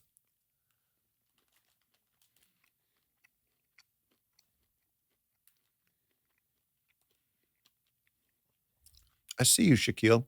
Oh, he just wants to be seen. I see him. Guys, He's asking me a question with these. he's so good. And the answer is yes. He only does shit he loves. Like all his investments are shit he subscribes to. So when you get Shaq gummies, you know Shaq greenlit. He went on a table full of gummies and was like, no. I bet he was mean too. Get that. He's just, he's blunt. He's like Leanne. He's blunt. He just eats them and he goes, no. He throws them at him. And he's like, now these. Yeah. Yeah. I asked Shaq about his dick. We all have. We all have. Isn't it weird? Like you have that too. Like people are like, I'm going to ask Bert about his drinking. Like that's your Shaq dick. Shaq's dick is his dick. Yeah. And you go, how's it? Like he's so used to fucking idiots like me being like, no, he knows where it's going. Oh, it's like 7 questions in to the joke interview. And I'm like, now he knows. Yeah. And he just goes, I've heard him say it's big, but on his body, it looks normal. Everything's big on his body. That's what I'm saying. Yeah. You put his dick on me, now we got ourselves a Vegas act. It's like 5'8" dudes always say they have big dicks, and it's like, just because they're 5'8". You have done the comedy today, sir. You have done the comedy today, sir. 5'8" dudes are like, look at my hog. Let's put that on Shaq. Yeah, it's not a big dick. Micro. Yeah. Micro. I just had a whole thing about The Miniature Wife, you know that show? Whenever we're shrinking or enlarging women, I go right to like I always go to sex with it. I'm like, look at my dick now. Putting it through the dollhouse window. Who's micro now? That's where I go. Dollhouse window. Right in the dollhouse. And you're like, and she's like, ah! And we're like, finally, a big dick. We have a buddy that's 5'8". I won't say who he is. And we were all talking about our dicks. And and he was like, I haven't gotten any complaints. Let's just say it's pretty big. And we were all on the bus. And then someone goes, he also thinks his shoes are big. And his shoes are so small. This is little Homer Simpson shoes. Little Homer shoes. When someone says he also thinks his shoes are big, and then I have a size 13 foot, and then I go, I don't look at my shoes as they're big, but if you put a 14 on me, I go, these look ridiculous, right? Bro, I'm also 13, which is hilarious. I also think the funniest thing to say about your dick is I haven't gotten any complaints. Do you know how small your dick has to be for the bitch to fill out a comment card? The bitch. Who am I trying to be right now? For this bitch? I don't know who I was just channeling, but it wasn't me. But you know what I'm saying? Yes. Imagine if someone said something. I think what you have said something. It is, so explain, what is the analogy for this? The only thing people will ever say about your dick is it's too big. That's right. That's the only acceptable. It's just a little hard for me. I need to do some stretching. And it's not a compliment. No. We have a friend whose husband had a very big dick. Bert, what would have to be going wrong with a vagina for you to be like, can I talk to you for a second? After? Oh. That was great. Listen. Like, what? There's Never. I haven't gotten any complaints. You haven't gotten any feedback. You're not on those calls. Those calls are happening. If you picked up the extension, they'd be like, Ryan, get off. Ryan, hang up. You're not on those calls. You're in the Zoom waiting room. The host knows you're there. They're not admitting you because they're talking about your tiny ass, inadequate dick. You feeble-dicked man. It's fine. And they end the calls. They all end them the same, going like, at least he doesn't know. That's the kindness. At least he doesn't know. And he's at home watching the miniature wife going like, imagine. You're not on those calls. It's like one time I went to an audition. I called my manager and I said, what was the feedback? And he goes, you didn't get it. That's right. And I said, what do you mean? No, what was their feedback? He goes, they didn't call. That's right. Because you didn't get it. That's right. You know what their feedback was? You weren't good. Bro, I'm 47. I just put this together. Their not reply is the reply. Yeah. I texted a director. I wanted to send something to him. Didn't reply. Old Pete would have been like, hey, man, just circling back. Just want to bump this up. No, he sent it way louder than a text. Louder than a carrier pigeon. It was so fucking loud. Message goddamn received. I got it. Oh. That's the answer. I'm also waiting to hear about a part I read for. Haven't heard. Guess what that means? Fucking trombone. I hear it clear as day because I've been there. It's so funny. I've never gotten a comment on my dick ever, but I guarantee you there's been note sessions. You're not on those calls. Oh yeah. There are whole writers' rooms pitching on your dick right now. I wonder what that would be a great reality show is Rate This Dick. Rate a dick. And guys go up real confident and they're like, I got a great dick. And then they put it's like thinking you're a good driver. That's the bonus. Do you think more men think they have a great dick or think they're a great driver? Great driver. Really? Every guy thinks he's a great driver. And you see that guy that forgot it was his exit and crosses over 3 lanes. I said the other day, that person was willing to die to get to his lunch. It was the 90 on the 405. They were willing to die to go to fucking Marina Del Rey. And kill other people. He's like, I got to go to Marina Del Rey. How bad? I'll take out a family. Isn't that insane? It's insane. People aren't thinking. But that guy, you asked that guy, and it is a guy. It is. I'm not trying to be, but at least I'm in the positive. No, well, I know some ladies that might do that move. By the way. Yeah. One time I got on the interstate and I lit up. This is when I was trying to teach Georgia how to drive, and Georgia and I were in the car. And I'm trying to merge on from Laurel Canyon onto the 101, and I get completely cut off. Like, I mean, almost an accident by a minivan.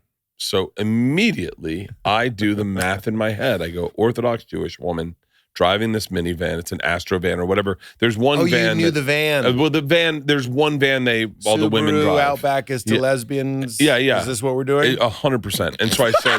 And so I said, I went on a fucking rant. This is why she cut me off, is because in their culture, these women aren't allowed to make decisions. Then you're going to put them behind the wheel. They can't even they have to wear a wig. They have to cover every fucking part of their goddamn body.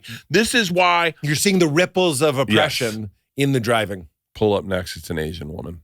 Well, my daughters are like, what do you got to say now? And I was like, fuck. You go through, you have a file next to you. One's called Asian drivers. Yeah. Well, and you just do. And 20. then my daughter goes, the woman that sells us all our houses is an Orthodox Jewish woman. All of those don't apply to her. And I was like, guys, what the fuck are you doing? And they're like, we're picking apart your nonsense, Dad. It's really funny because when people are scared, they do dumb things. Yeah. And there's this guy on YouTube that I'd love to plug. He has these great videos that make me feel better about AI. His name is Julian Watley. And he had this, I'm going to make it real quick, but this is me distilling the best of stuff that I've seen into one thing. So remember in Exodus, you don't. In the story, by the way, hold on. Can I do it's in Genesis. No. No, it's in Exodus. Well, it doesn't matter. I've never read either of them. Yeah, me neither. That same website where they show that black people can't read. Yeah. They show clips of. I don't want to be seen agreeing with that. Well, Can you just have this be blurred? Yeah. Blurred. Just blackface him. Blackface him. And so if I was Rick Glassman, I could blackface him. By the way, can you believe that in your special, I say take your shoes off. And people go, shots fired, Rick Glassman. The fucking transcript comes up, Pete takes shots at Rick Glassman. It does not. I swear to God. And I went, huh? Yeah. And I was like, it's just take your shoes off. If anything, you're taking shots at autistic people. AI is the wrong term for it. It's an LLM. It's a large language model. Read the mission statements of all of these companies. Not one of them claims to have invented AI. They've invented a word predicting, hyper impressive and sophisticated autocomplete. That's why it doesn't know what it's saying. And I was one of those early adopters that I was like, you have to say please, you have to say thank you. This is a species. Robot Halloween costume is over. That's the new hobo. It's over. Yeah. Julian Watley made this great point where he goes, in the story of, it is Exodus. Hang on, I got to finish what I said, the compliment about black people. You better. But in this guy's videos where he shows that they can't read, and it's just big words. It's just big words. Again. And no, it's his video. And he's a black guy. He's a black guy. The people in the video can't read. The black people in the video can't read. These people. Well, but then I would also go and he asked them their favorite Bible verse, and every single person he asked no one ever repeats a Bible verse. Wow. They all know the Bible so well, and they quote it and the fucking scripture it was from. Yeah. So brilliantly. It's so interesting that he, in one thing, would show that his people can't read, which I don't understand why he's doing. And then on the other one, show they're so close with God. Well, there is I think it's John Wayne. Well, that's like saying you sleep in a car, you're a garage. If you sleep in a garage, you're a car. If you know Bible verses, doesn't mean you love God. I'm not saying these people don't love God, but you have to grow up around the Bible. You could say are culturally aware of the Bible, but I don't know why I took issue with that. I shouldn't have, but like because a lot of people claim to be people of the cloth. Well, because the Bible is often used to do horrible things, and I would say like so knowing verses doesn't necessarily. It doesn't matter. You know what I'm saying? I know what you're saying. But what was I trying to say? Julian Watley. Julian Watley. I did have more on your Bible verse thing. It doesn't matter. Julian Watley made this point that when the Jews were in Exodus from Egypt and they were on their way to the Promised Land in that story, you know this, Moses goes out Mount Carmel, he's going to get the 10 Commandments. But what we forget is it takes a really long time, and all the Israelites are down at the base of the mountain, and they're getting really scared. And this is Julian Watley. He makes this brilliant point. It's like, and when people get scared, they tend to try to comfort themselves with certainty. So they melt down all their gold, everybody's gold, they pool it together, they melt it, and they do, you know this, they make a golden calf. They make an idol to comfort them. We have our God. It's this golden idol. It is here to save us. We're okay, and everybody feels better. It worked. Mm-hmm. They feel better. They're dancing, they're celebrating, they're worshiping. Obviously, the story goes that Moses comes down, he's got the commandment, he smashes them. People forget that the second draft was the one they kept. But he's so mad that they had no faith. So what we're doing as a culture now, we're not melting down gold. We're all scared. The world is very uncertain. We're melting down information. We're melting down every book, every movie, every song, every podcast, every recorded piece of knowledge. We're melting it down and putting it into the idol of the day, the religion of the day, which is AI. And if you listen to these founders, when Sam Altman gives a talk, that is the same stuff we've been doing through all of human history. It used to be the priest or the pastor, and now it's the tech CEO. Steve Jobs, these guys are deified, and they are here. What do they say? We're going to cure every disease. We're going to upload your consciousness into a machine. It's eternal life and abundance. It's milk and honey all over again. Mm-hmm. I take great comfort in going like, whenever I'm freaking out, I go, we're in a thing. We're in a thing, and we do that thing, and we do it over and over and over. And don't forget who benefits from you being really scared of what they're doing. They do. Yeah. They make $300 billion from the White House like last month. Why? Because they're telling us this narrative that if China does it first, everyone dies or whatever it is. And it's like, well, is that true? It's a good question to ask. Is it true? And there are a lot of people that are like, that's just a theory. That's like one thing that could happen. But they're acting like during their fundraising, it's definitely going to happen. But watch as they slowly back off the promises month after month after month. Companies that are replacing their employees with AI, 50% of them are deeply dissatisfied and stop doing it. Like it's not. It's not what it is, but we want it to be what it is. This is the new faith.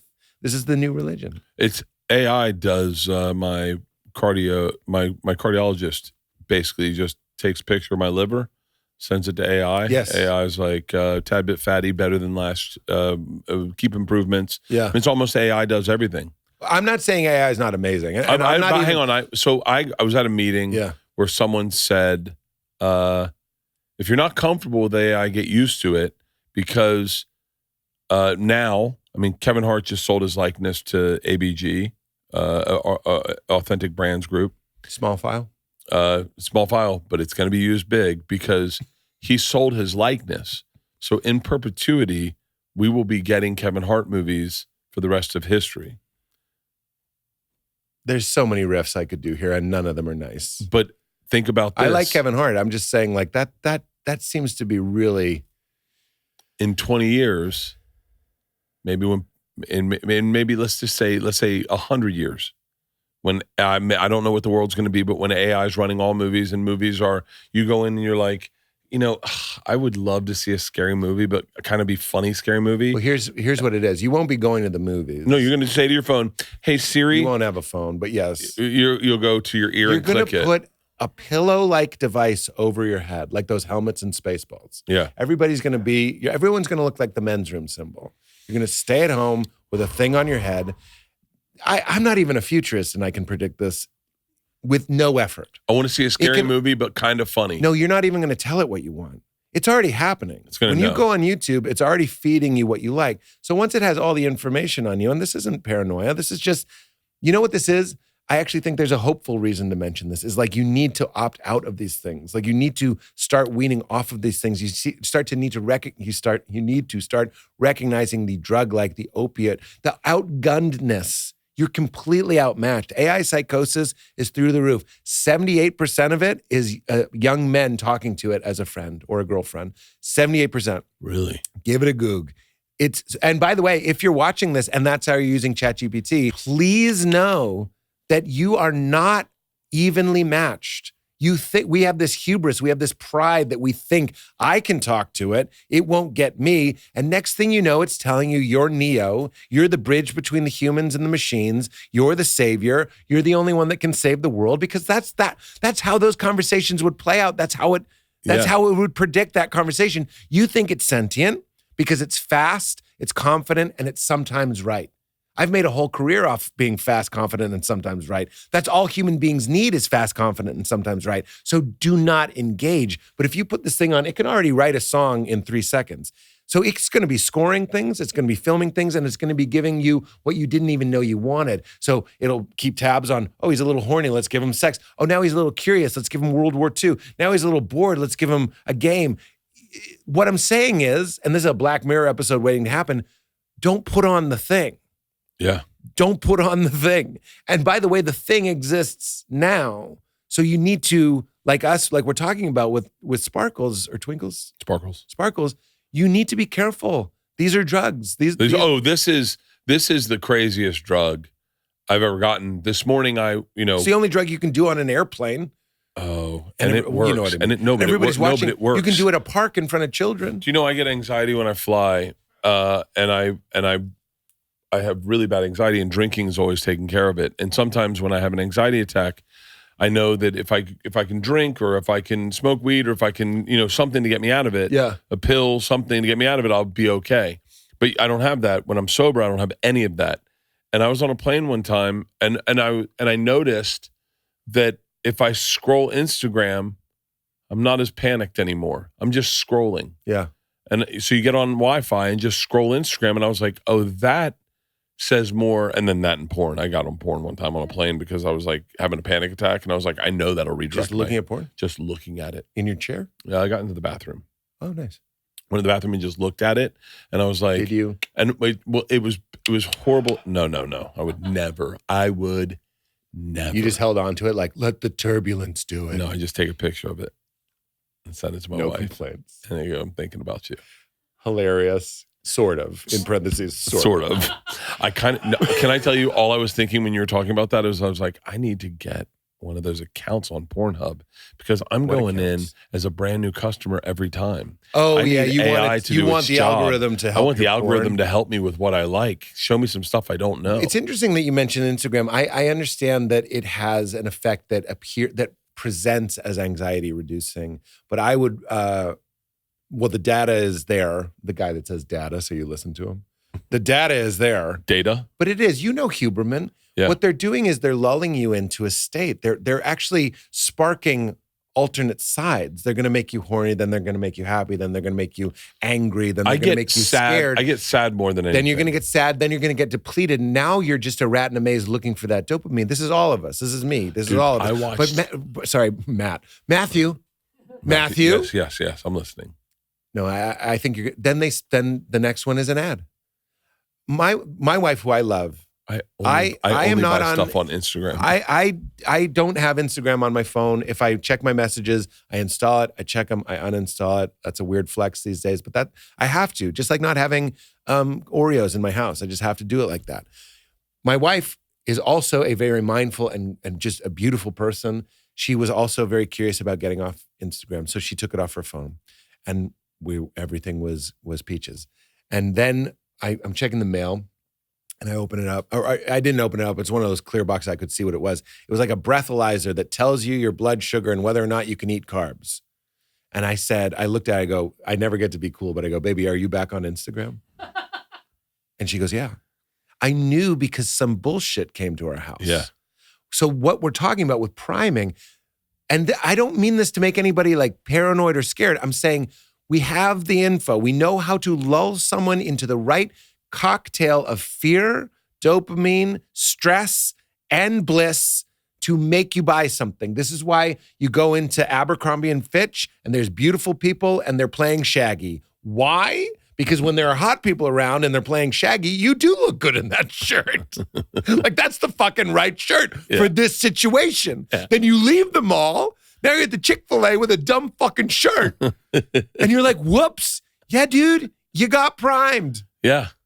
That's interesting because I've bought so much shit off Instagram. Yeah. And as I bought Bracelet Stacks the other day because they're the big thing in my feed. Bracelet Stacks. Bracelet Stacks? Stacks. Yeah, like a stack of bracelets. A stack of we're stacking them now? Hey, bring up Pete my Bracelet Stacks so that he can choose one. What are you, He-Man? And is anyone work here? Where is Kyle? Is he not working today? That is the funniest boss thing to say. Where's Kyle? Is he not working today? I don't know. Kyle just took the day off? He does that sometimes. Classic. So, but I bought Bracelet Stacks and then I bought them and I was like, I need these. And then I was like, wait, I don't really wear bracelets. And then I was like, wait, what am I doing? And then what I realized is it's got to be connected to all the beach shit I like. I was in an elevator one time and I saw this guy. Beach. I love my algorithm is my subconscious. Yeah. It is where I want to be on a beach all the time. I watched a guy walk in with a semi-unattractive, I bought these the other day. Semi-unattractive?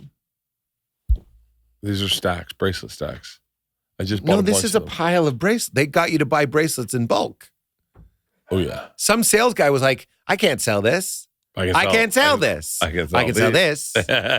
Now it's a stack. Yeah. Now you're not shit if you don't got the stack. What's a stack? Please take one. Oh, for what? Just put on a for bracelet. What? Just wear it. To tie around my wanger? This is the girth, bro. JK. I watched a guy get into the elevator with his wife. His wife's, not what I think he married. I'm sure she's changed. Brutally she's awful. Turned. That is and he's in good shape and he's in like athletic shoes. And he's doing this on Instagram. He's doing this. He's just like, they walk in the elevator and he's just going like this, just scrolling. And he's like, yeah, And then he stops on a snowboarding video. Yes. And he watches it. And I watch it too. Almost like it's secondhand smoke. I'm like, yeah, secondhand smoke. Watching. And then he's like, likes it. And then goes. And then he's like, oh, wait. Oh, by the way, this is a breakfast club. And so, but I just did it right there. I was like, oh, this is interesting. But And I watched him, and his wife's talking to him, and he's just hitting the drug. He's hitting the vape. Yeah. Just like scrolling. Yeah. And I was like, I've been trying to do this as a joke for the longest time. In the 90s, and I know we're old men, but I'm just saying in the 90s, if you were watching like a Godzilla movie and you wanted to make a guy that Godzilla was going to kill and nobody will feel bad, all you had to do was show him in a white tank top, in a recliner, watching television, and he's flipping channels. Like, boring! Yeah. And then Godzilla's foot would squash him and would all cheer. It's 1993. Now, what are you making sure you're not dreaming back there? That's an Inception joke. But yeah, that's how Einstein used to write ideas. He'd fall asleep with a spoon in his hand. Not Mark Twain, Edison. Edison. Yeah. Einstein. By the way, whenever I heard that, I was like, take a nap, Mr. Edison. Ooh. Thomas. I had a crazy dream last night that I was falling asleep and dreaming in my dream. Double dream.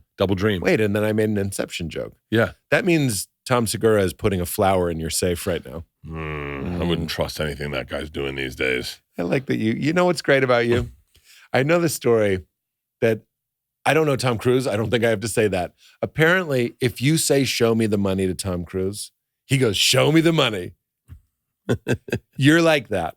You haven't lost touch with, okay, Pete knows you're with Tom. You guys are friends. In that moment, I'm like a fan. I'm like, and then Tom Segura is breaking in your brain. And instead of being like, which you could go to your lesser angels and be like, yeah. 2 bears.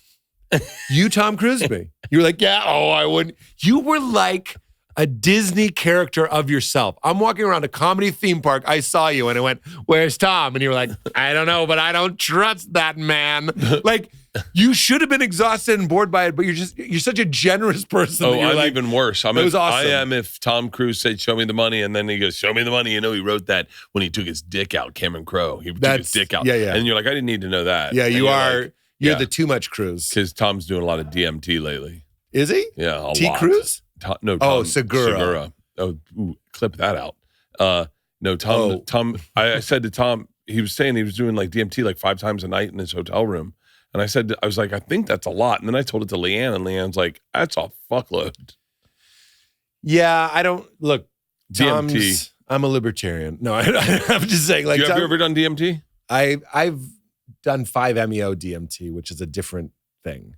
What Tom is doing is I love how burners, like people that go to Burning Man, like are chemists. What he's talking about is NN-DMT, dimethyltryptamine or trypto, whatever. Yeah, it is tryptamine. I've never done that. I don't have an interest in that. To be honest, if I'm being more honest, I'm scared of that. Terrified. Yeah. I had a friend that did it, and he woke up, went there, crossed over, and he was inside of a giant crab in a Coliseum, 10,000 people watching him. He's operating it. Fight another giant crab. Is this Benson Boone? I love that name. You know the best names. When you die, you'll be like, and I bequeath my leather sofa to Jipper Nasquith. Oh, I had great names growing up. I had great names. Jipper Nasquith. Sorry. Wait.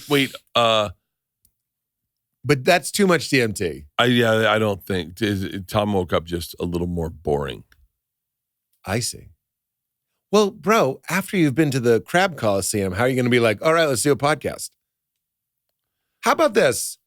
You're in this dimension. It's pretty fucking weird. Yeah. How about unpack this? It is pretty fucking weird. I believe that there's other stuff going on. I believe it's all in one place called here, and you can have access. You can expand your access. Do you know if I think too hard about the present, I can start to hallucinate? For sure. Like if I get in, I remember one time I was in a mall. The first time it ever happened, I was in a mall and I was in college. I think it's an anxiety attack, really. But I was like, I smoked weed last night. Am I high still, or am I normal? And what is normal? Yeah. And have I broken what normal is? Let me see if I can access normal. And I started to fucking trip out in a mall in college. Yeah. Right by the pipe shop. Well, what's interesting is obviously these compounds are helping your brain do something it's capable of doing. Yeah. You know what I'm saying? And I'm going to stop saying this, but I'm not saying that to frighten anybody. I'm saying I can, and this isn't a flex, I think you could too. You can look at a tree, and the mantra I use is yes, thank you, meaning allow the tree. Just say yes, ask nothing of it. It's a spacious holding of any object. You could do it with a tree. I like a tree because it's moving. You can have yourself a nice little trip. You don't need mushrooms.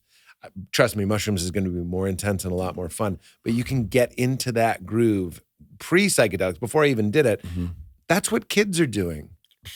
That's what children are. That's why we're so fascinated with babies. They're rolling. Yeah. I was with a 13 and an 8-year-old yesterday, and they didn't. I kept saying to them, do you guys, do you feel the need to drink? And they were like, no. I was like, do you miss it? We're not drinking right now. And they were like, no. And then I was like, at the end of the night, I was like, aren't you glad we didn't drink? And they were like, I don't. But I was like, wait, 13 and an 8-year-old? Yeah. But you're joking. No, I was with a 13 and an 8-year-old. Who drink? No, they don't. But that was the whole, the whole joke was like, so you were joking. I kept saying to them, do you miss that we're not drinking? And they were like, no. This is what I'm saying, bro. I am going to work a little spirituality here. Jesus said, unless you become like little children, you won't enter the kingdom of heaven. The kingdom of heaven doesn't mean an afterlife paradise. The kingdom of heaven is here, but men do not see it. I just keep quoting the Bible. So like what you're tapping into in your beautiful, open-hearted wisdom is you're going like, I love it about you. You're asking children, you don't feel the need to drink right now? That's brilliant.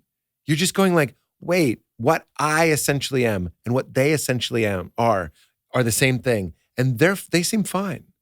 So the reason I stopped drinking I wasn't like a sexy, funny drunk. You were a fun drunk. Yeah, I was fine. I just did it too much. I would do it alone, all that sort of stuff. It's the best time to do it. I fucking loved it. I could make an argument. You want me to talk out the other side of my face? I was like, it was fucking dope. Explain it and then clip this out. Someone sent this to Nick Kroll and Tom Segura. Wait, why? Both of them never drank alone. That makes me not trust them. Thank you. I'm certain I'm getting destroyed on the internet right now about it. For drinking alone? No, because we did a podcast and I was like, the thing I missed the most is drinking by myself.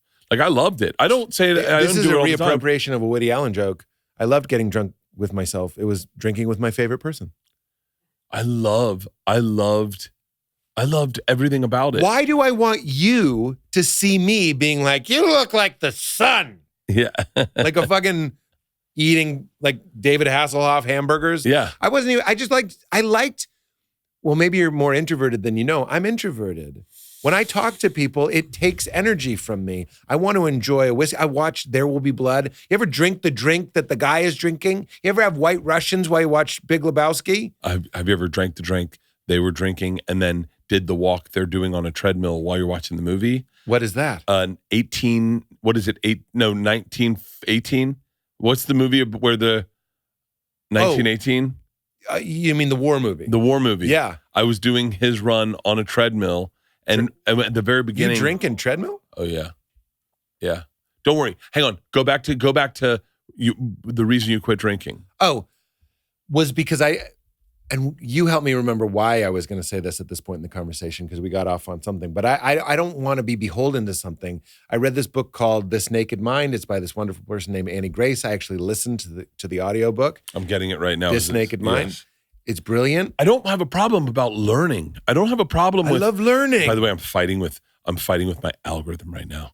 My algorithm is just sober people talking about their sobriety and their journey on sobriety and this and that, but they're also monetizing it. So it feels gross to me. Everything on the internet feels gross when it comes to sobriety. So keep going. Sorry. Annie Grace says this brilliant thing throughout the book.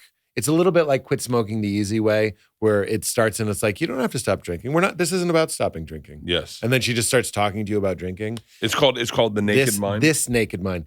But she makes this point where she's like, there's $100 million designed to make you think drinking is cool, that it's suave, that it's debonair, it's what tough guys do, it's what happy people do. And you realize, forgive my language here, but like it made you its bitch. I'm not talking to you, Bert. I'm saying I got that message loud and clear. I realized I had become addicted to the audiobook? Yeah, I bought it. Nice. Audiobook. It's a highly addictive substance. You always need more. All addictive things, you end up needing more. Mm-hmm. And I just ended up a guy in my back house drinking a bottle of sake by myself, and it like turned the lights on. I was like, is this a classic night? Yeah. And nobody had asked me that before. This isn't me selling it to you, because whenever I see you, I want to be very careful that I love you. Yeah. I'm not trying to change you. I'm just telling you, it made me realize enough images of guys in suits with scotch, enough images of guys on the beach with beer. It's the same fucking shit we were talking about with Instagram. You think you can go toe to toe with these massive psychological, like psyops campaigns that are going to tell you what a good time is? You're a bitch. But is there? Here's where I'm saying I'm a bitch. No, I'll take the. No. I didn't mean. I wasn't directing that at you. But here's the question: is I think when I think of not drinking, I think about it a lot lately because I said to myself when I started not drinking, I said I need to reimagine this because I can't just go back to putting on 70 pounds. Yeah, partying. Yeah. It's not going to work for me. And I feel great. I feel healthy, and I'm working out harder than I ever have. I'm stronger than a fucking 30-year-old right now. Yeah. And I say to myself, what does it look like? What does the middle ground look like? I never did it like the regular people. I don't know. Those people aren't like us, Bert. Yeah. I used to drink I would get Manhattans, and I go, fast Manhattan? I'd order 2 Manhattans. I go, fast Manhattan? Do the first one like a shot. Hold on. Fast Manhattans. That's the sexiest thing I've ever heard. You want me and my wife? I'd go. You want to do a fast Manhattan? Because by the way, when you say it's sexy, it is because a lot of what alcohol is. This isn't in the book. This is my own theory. It's posturing. It's evolutionary showing off. Meaning, alcohol is a poison. You're going. What's tougher than smoking and drinking? You're smoking and drinking, and you're saying like, what does a guy drink? Scotch. It tastes like fire. It tastes like a forest fire, and it's not good. Look, I love it, and I loved it. But it's an acquired taste. What are you acquiring? Tolerance. You can drink it. It stings. It's fucking Listerine. Sexy. Testosterone is also a poison. If you have too much testosterone, you will die. Baldness, chiseled jaw, chest hair. These are signs of what? High testosterone.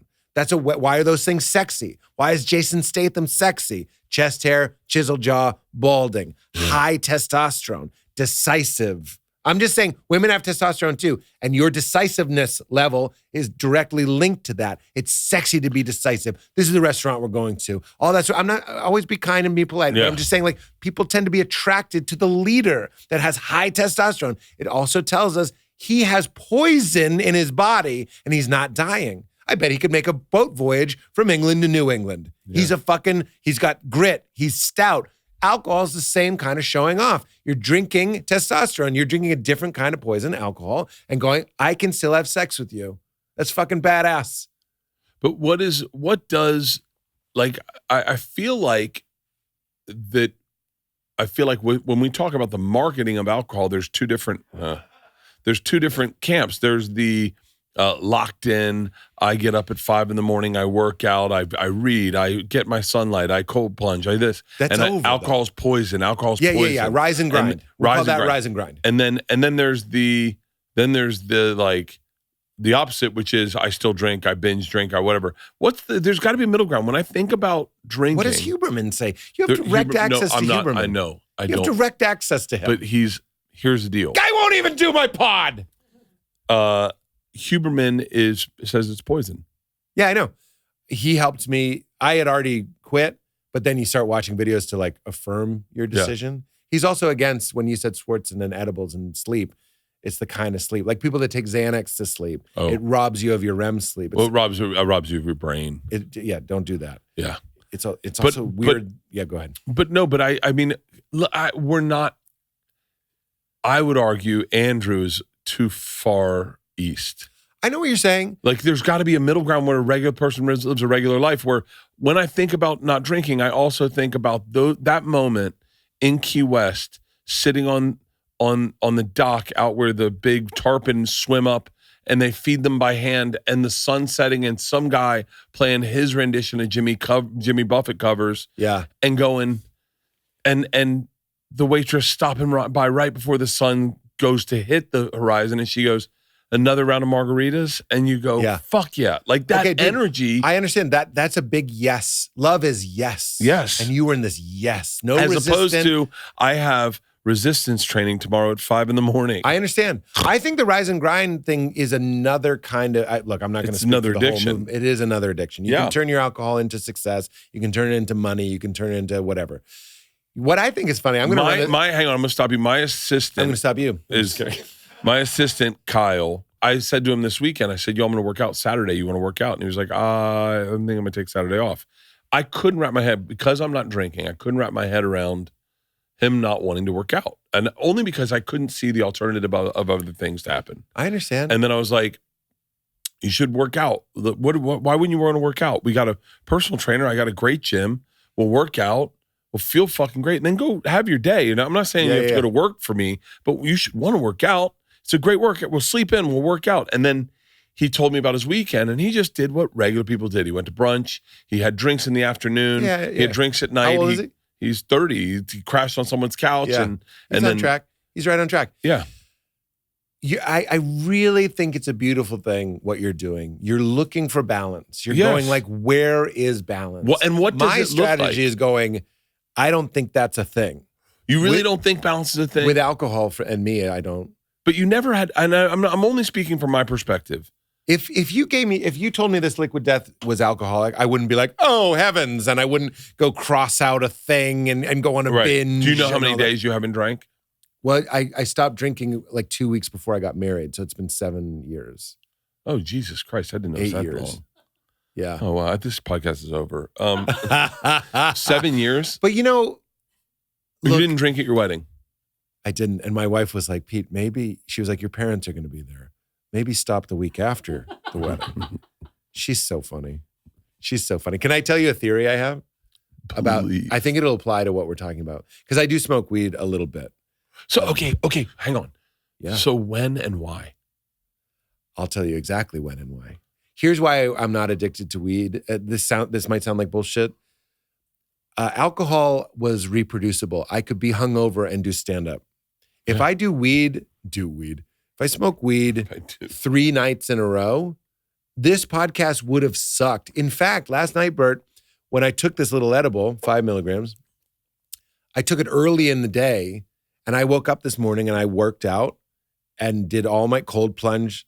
I was going to do the sauna, I didn't, but hot tub, hot cold exposure, and I swam for 40 minutes. Why? To get that shit out of my system. So wait, can I ask why? This is where I'm really stuck, and Tell me.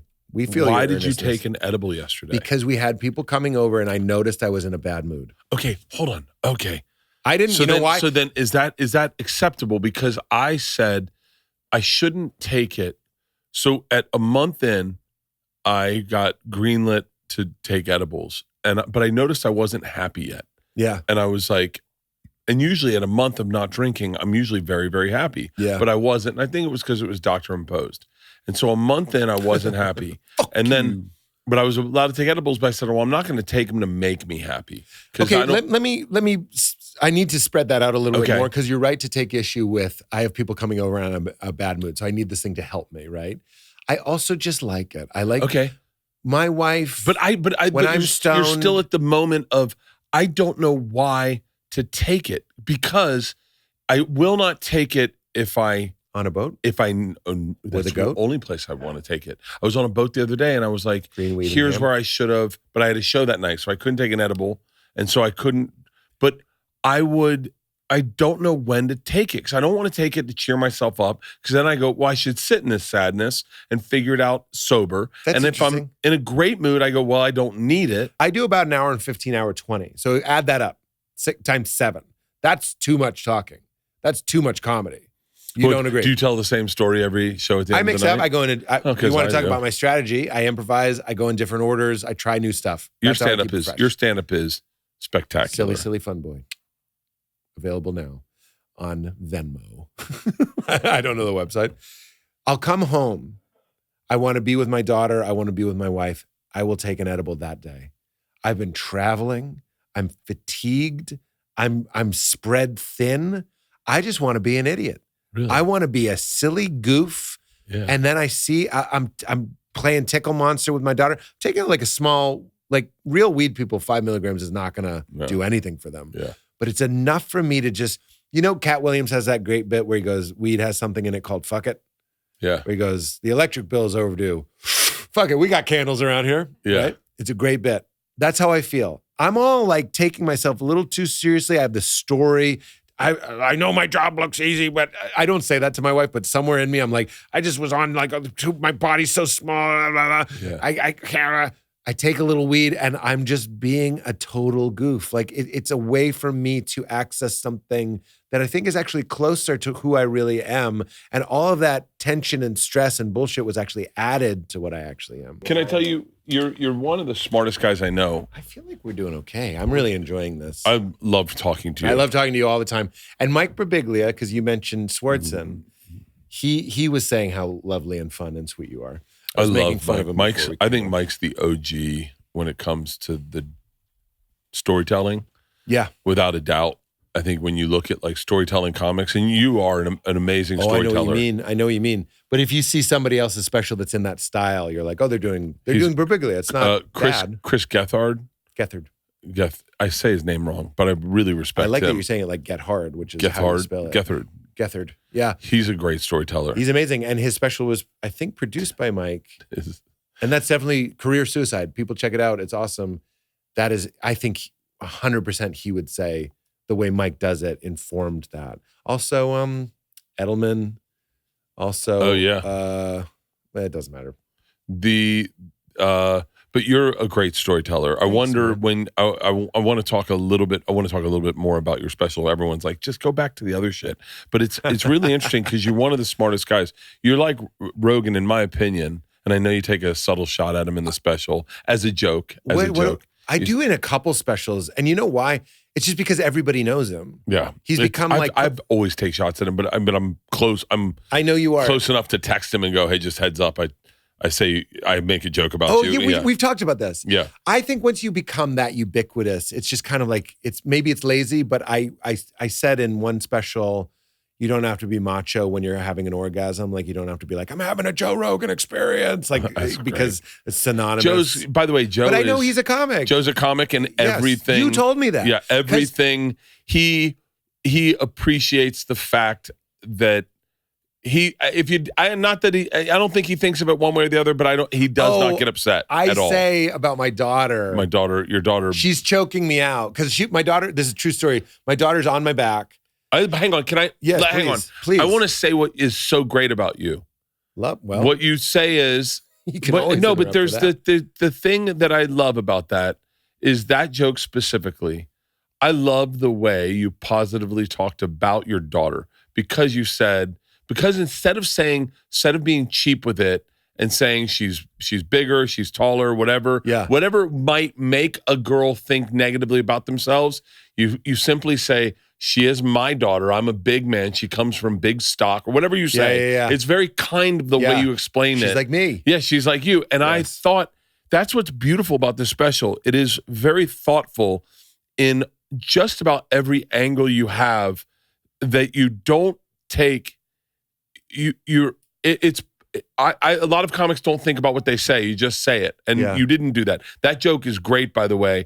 She lands on, I love, only because I've seen it before, you're tapping, but she doesn't know what that is yet. Yeah. And which is, it's such a and even it's still. It's subtle. And then, but it's still that joke is ultimately about a time machine of taking her in to go see your childhood. And then you go into your father's. Dad. It's such a great, well thought out That joke bit. Wasn't done. Sorry. Okay. To bring people in, my daughter's on my back. I'm talking about how gentle parenting when my daughter's having a really tantrum. This is what's beautiful about what you do is this is a story. This is a concept, but within this concept, you're storytelling, which is so smart. Nobody wants to hear me talk about a concept. Nobody wants to hear me talk about forgiveness or compassion, but what's happening in this joke is that's what we're talking about. And what is amazing about you is that as you sit and listen to a 2-hour podcast with me and you, everyone sits and goes, this is a very thoughtful guy who reads, who listens, who pays attention, who isn't just sitting and going and scrolling. You're thinking about life, but you put the sugar with the medicine within this special where you take big ideas, big concepts. But that's what we've been doing this podcast, by the way. Yes, but we kept coming back some to, guys like myself would just be like, my daughter choked me out. And then that's the story as opposed to the story. You might funny be selling story yourself within short there. I know. Because I see what I hope you're seeing is I'm trying to point out all these ways that you are very deep and profound and very, very, very thoughtful and kind-hearted. And I really mean that. Well, I'm not thank just you. saying that because you're on the podcast. So I would never change it for the world that you tease that you don't read or you call your wife dim-witted even though you love her, all this stuff. I have no notes. Feeble-minded, excuse me. No notes. One time I took 75 milligrams of weed by accident. Bro, but luckily it was a good trip. It was a trip too, by the way. Oh, weed is a psychedelic. Yes. And I told my opener who gave it to me, who also told me it was a different kind of weed that they have. I forget where I was in Dallas, and they're like, it's a different kind of weed. Delta 9. Delta 9 is crazy. Yeah, it turns out it's fucking crazy. I thought she meant it was like Mormon beer. Because she's like, it's 75 milligrams, but it's like Delta 9 because you can't sell THC. I was with a woman who goes, Delta 9 can cause manic episodes. And I was like, I did not know that.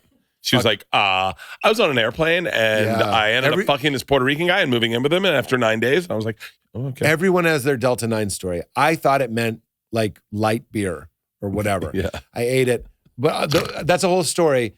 It was very sweet. I love when you're in a situation like that, a tight spot like that, how much you need people. What do you got? What do you got? I don't know why I thought of this. The sweetest joke I heard from one of these gay guys who avoided AIDS in the 80s. He goes, I mean, we had a lighthearted fun about AIDS. We had our great, you know what our AIDS joke was? He goes, you know what the hardest part about telling your dad you have AIDS is? The hardest part about having AIDS is telling your dad you're Haitian.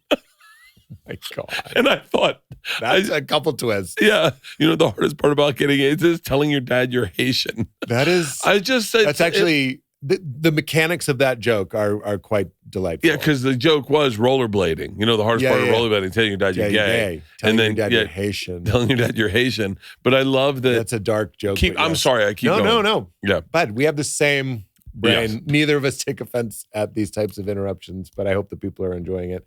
I took 75 and they got me back to my hotel. That's all I needed. And I was back at the hotel and everything was like a cartoon. Luckily, it was brilliant.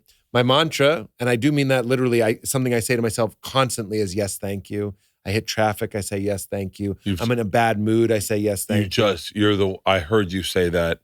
It's real. Yes, thank you. And by the way, if you're having a drug experience. Yes, thank you. Was this a bit you did too? Did you have a bit? Dan Harris. Did you have a bit about this? It was in my book. I don't know. I've heard you talk about this. I've talked about yes, thank you, because it's the most helpful thing I've uncovered in my life. And it's also, it's a deeply spiritual idea. But when I'm on this, if you're on a drug and you don't like being in its grip, you swap. You say, yes, thank you. And suddenly the whole room was a cartoon. I was a cartoon. And I kept going to the hotel room.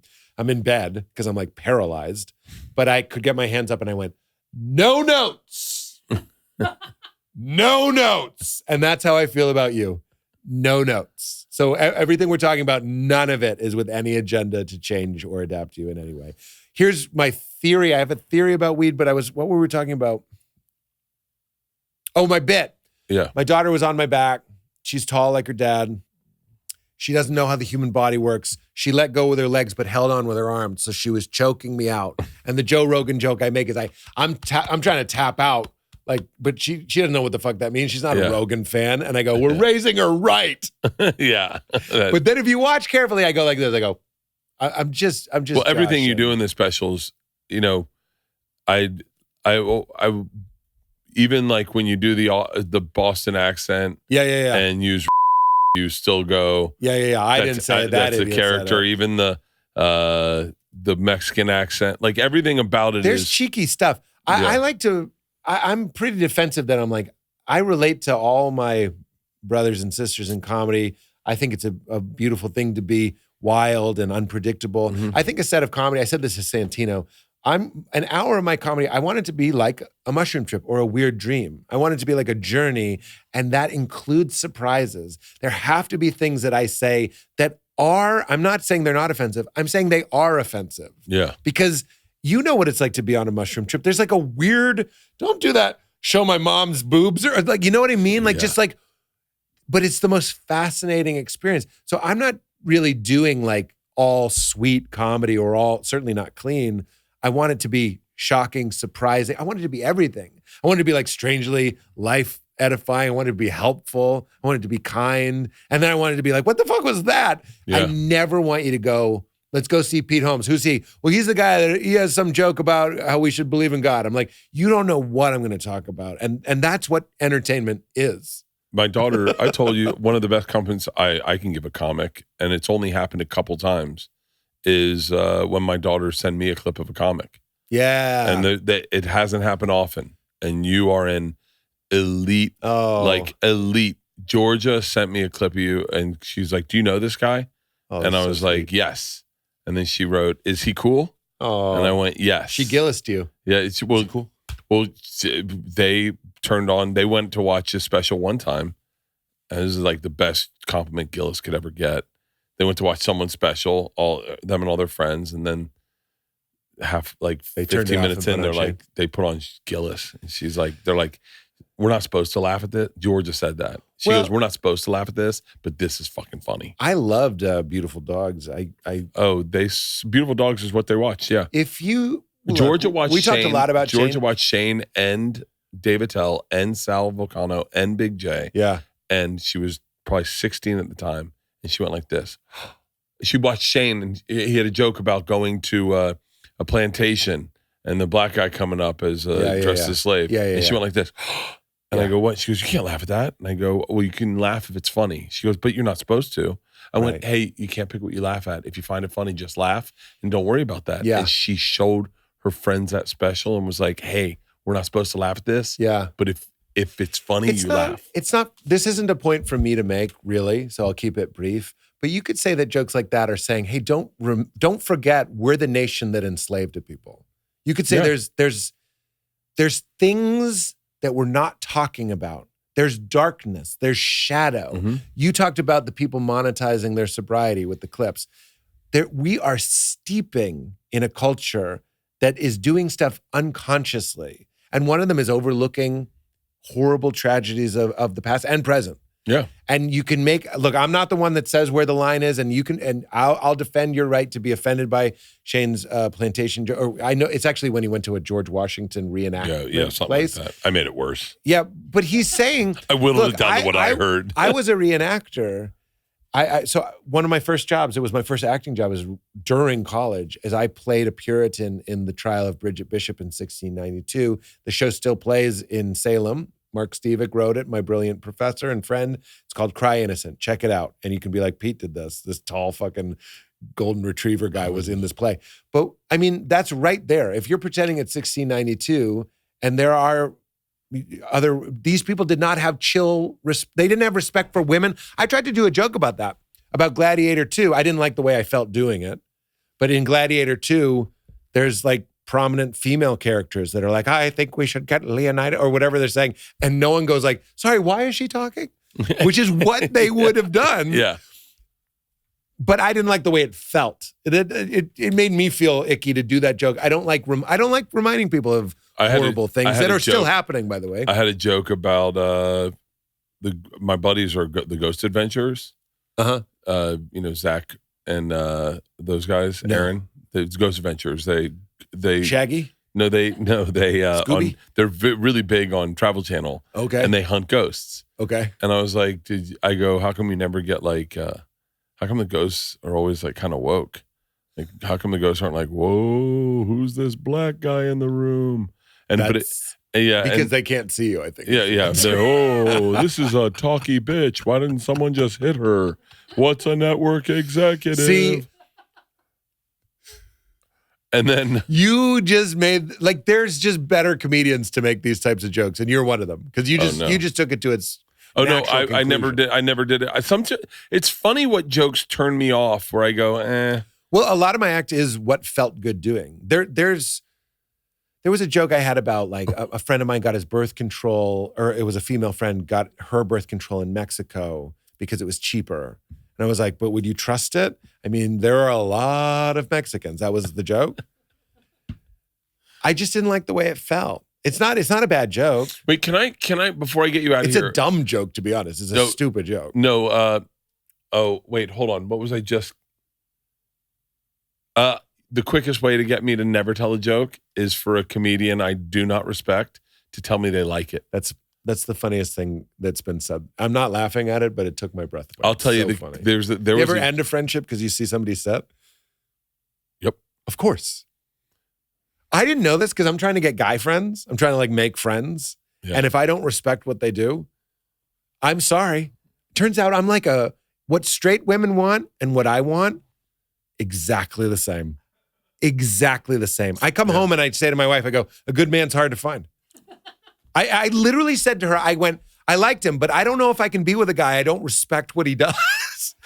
You know what? The other thing, if you want to be my friend, you do this. Have takes. Don't ask me questions. A take is a question. I go, I like fucking gummy nerds. I like them. They're crunchy. I'm Bill Burr. They're crunchy. They got a jelly in the middle. That is a question. Yeah. That fucking is a question. Yeah. Do you agree? What's your favorite? These people out there that just ask questions and everybody's like, oh, they're so wonderful. Get the fuck, you're wasting my day. Yeah. When I go to dinner with somebody and they're like, you got to be careful. They're the kind of person that goes, you know, they didn't ask me one question. I was asking questions the entire meal. Yeah. When I said, I don't like restaurants with bad bread. That's a question. Yeah. What's a telltale sign for you that a restaurant's bad? You need me to Barbara Walters, your dumb toddler ass? This is me asking about you. But better, I'm giving you stuff about me. So you can decide if you like me. I'm speeding this whole process up. I hope Leanne is listening. We went She's a questioner? No. She goes, why didn't you ask them any questions? I go, baby, this was double dutch. The ropes were moving. They knew to jump in. If they want to jump in, I'm telling you my fucking takes the whole time. Takes. Yeah. I'm spoiled because comedians just give takes. I love this green room's too cold. Takes. Give me a take. I like a cold green room. Now we're talking. Yeah. Not nipple hard cold. Nipple hard cold is actually good for the audience. They should be uncomfortable. Like church. I didn't go to church. God's an illusion. Oh, really? Now we're fucking. Yeah. I think it's so, the cat's out of the bag. Ask questions. What is this? How to win friends and influence people? Are those your, I notice your toenails are painted as what? Do you like that? I like flamethrowers and you standing right in front of them.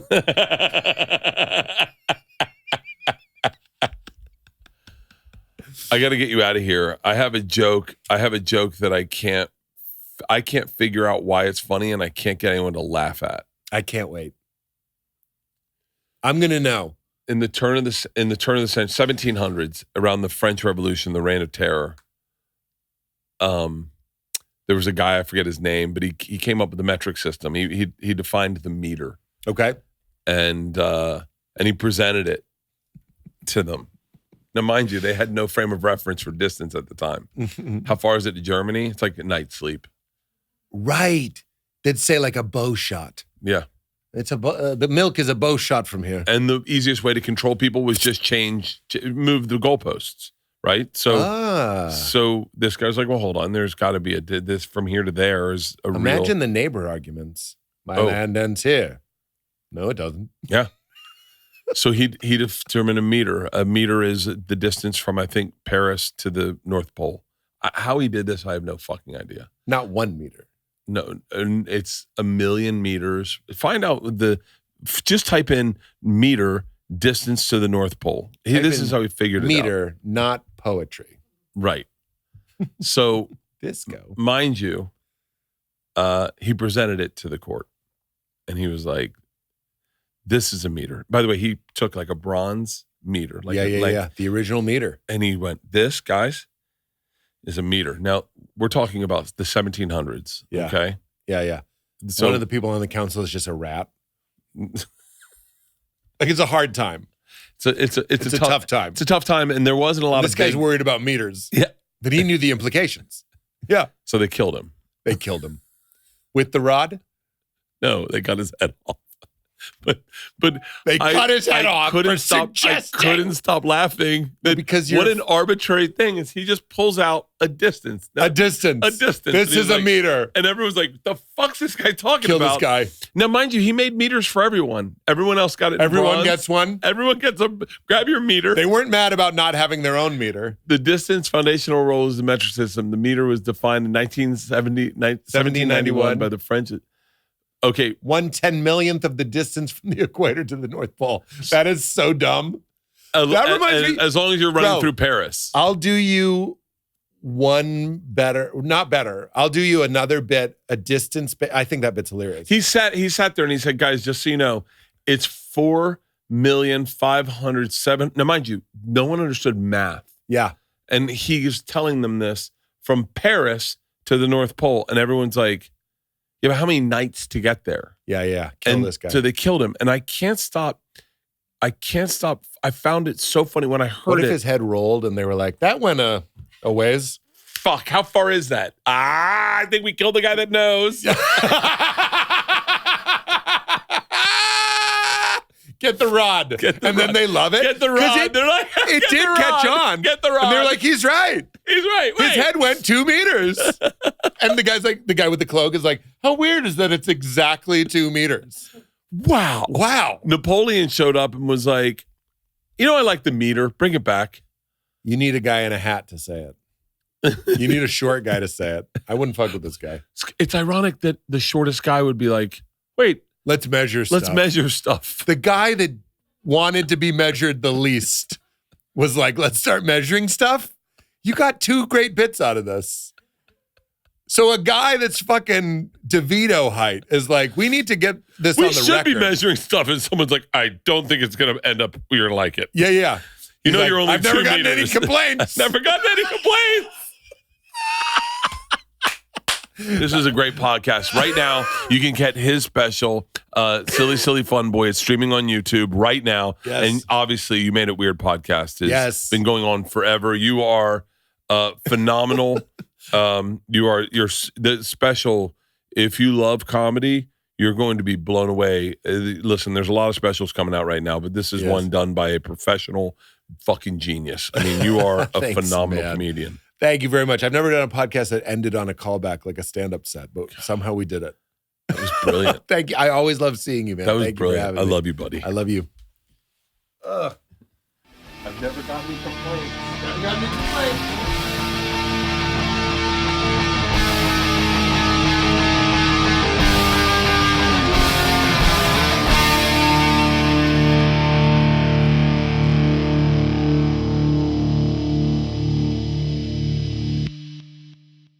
This episode was brought to you by The Machine.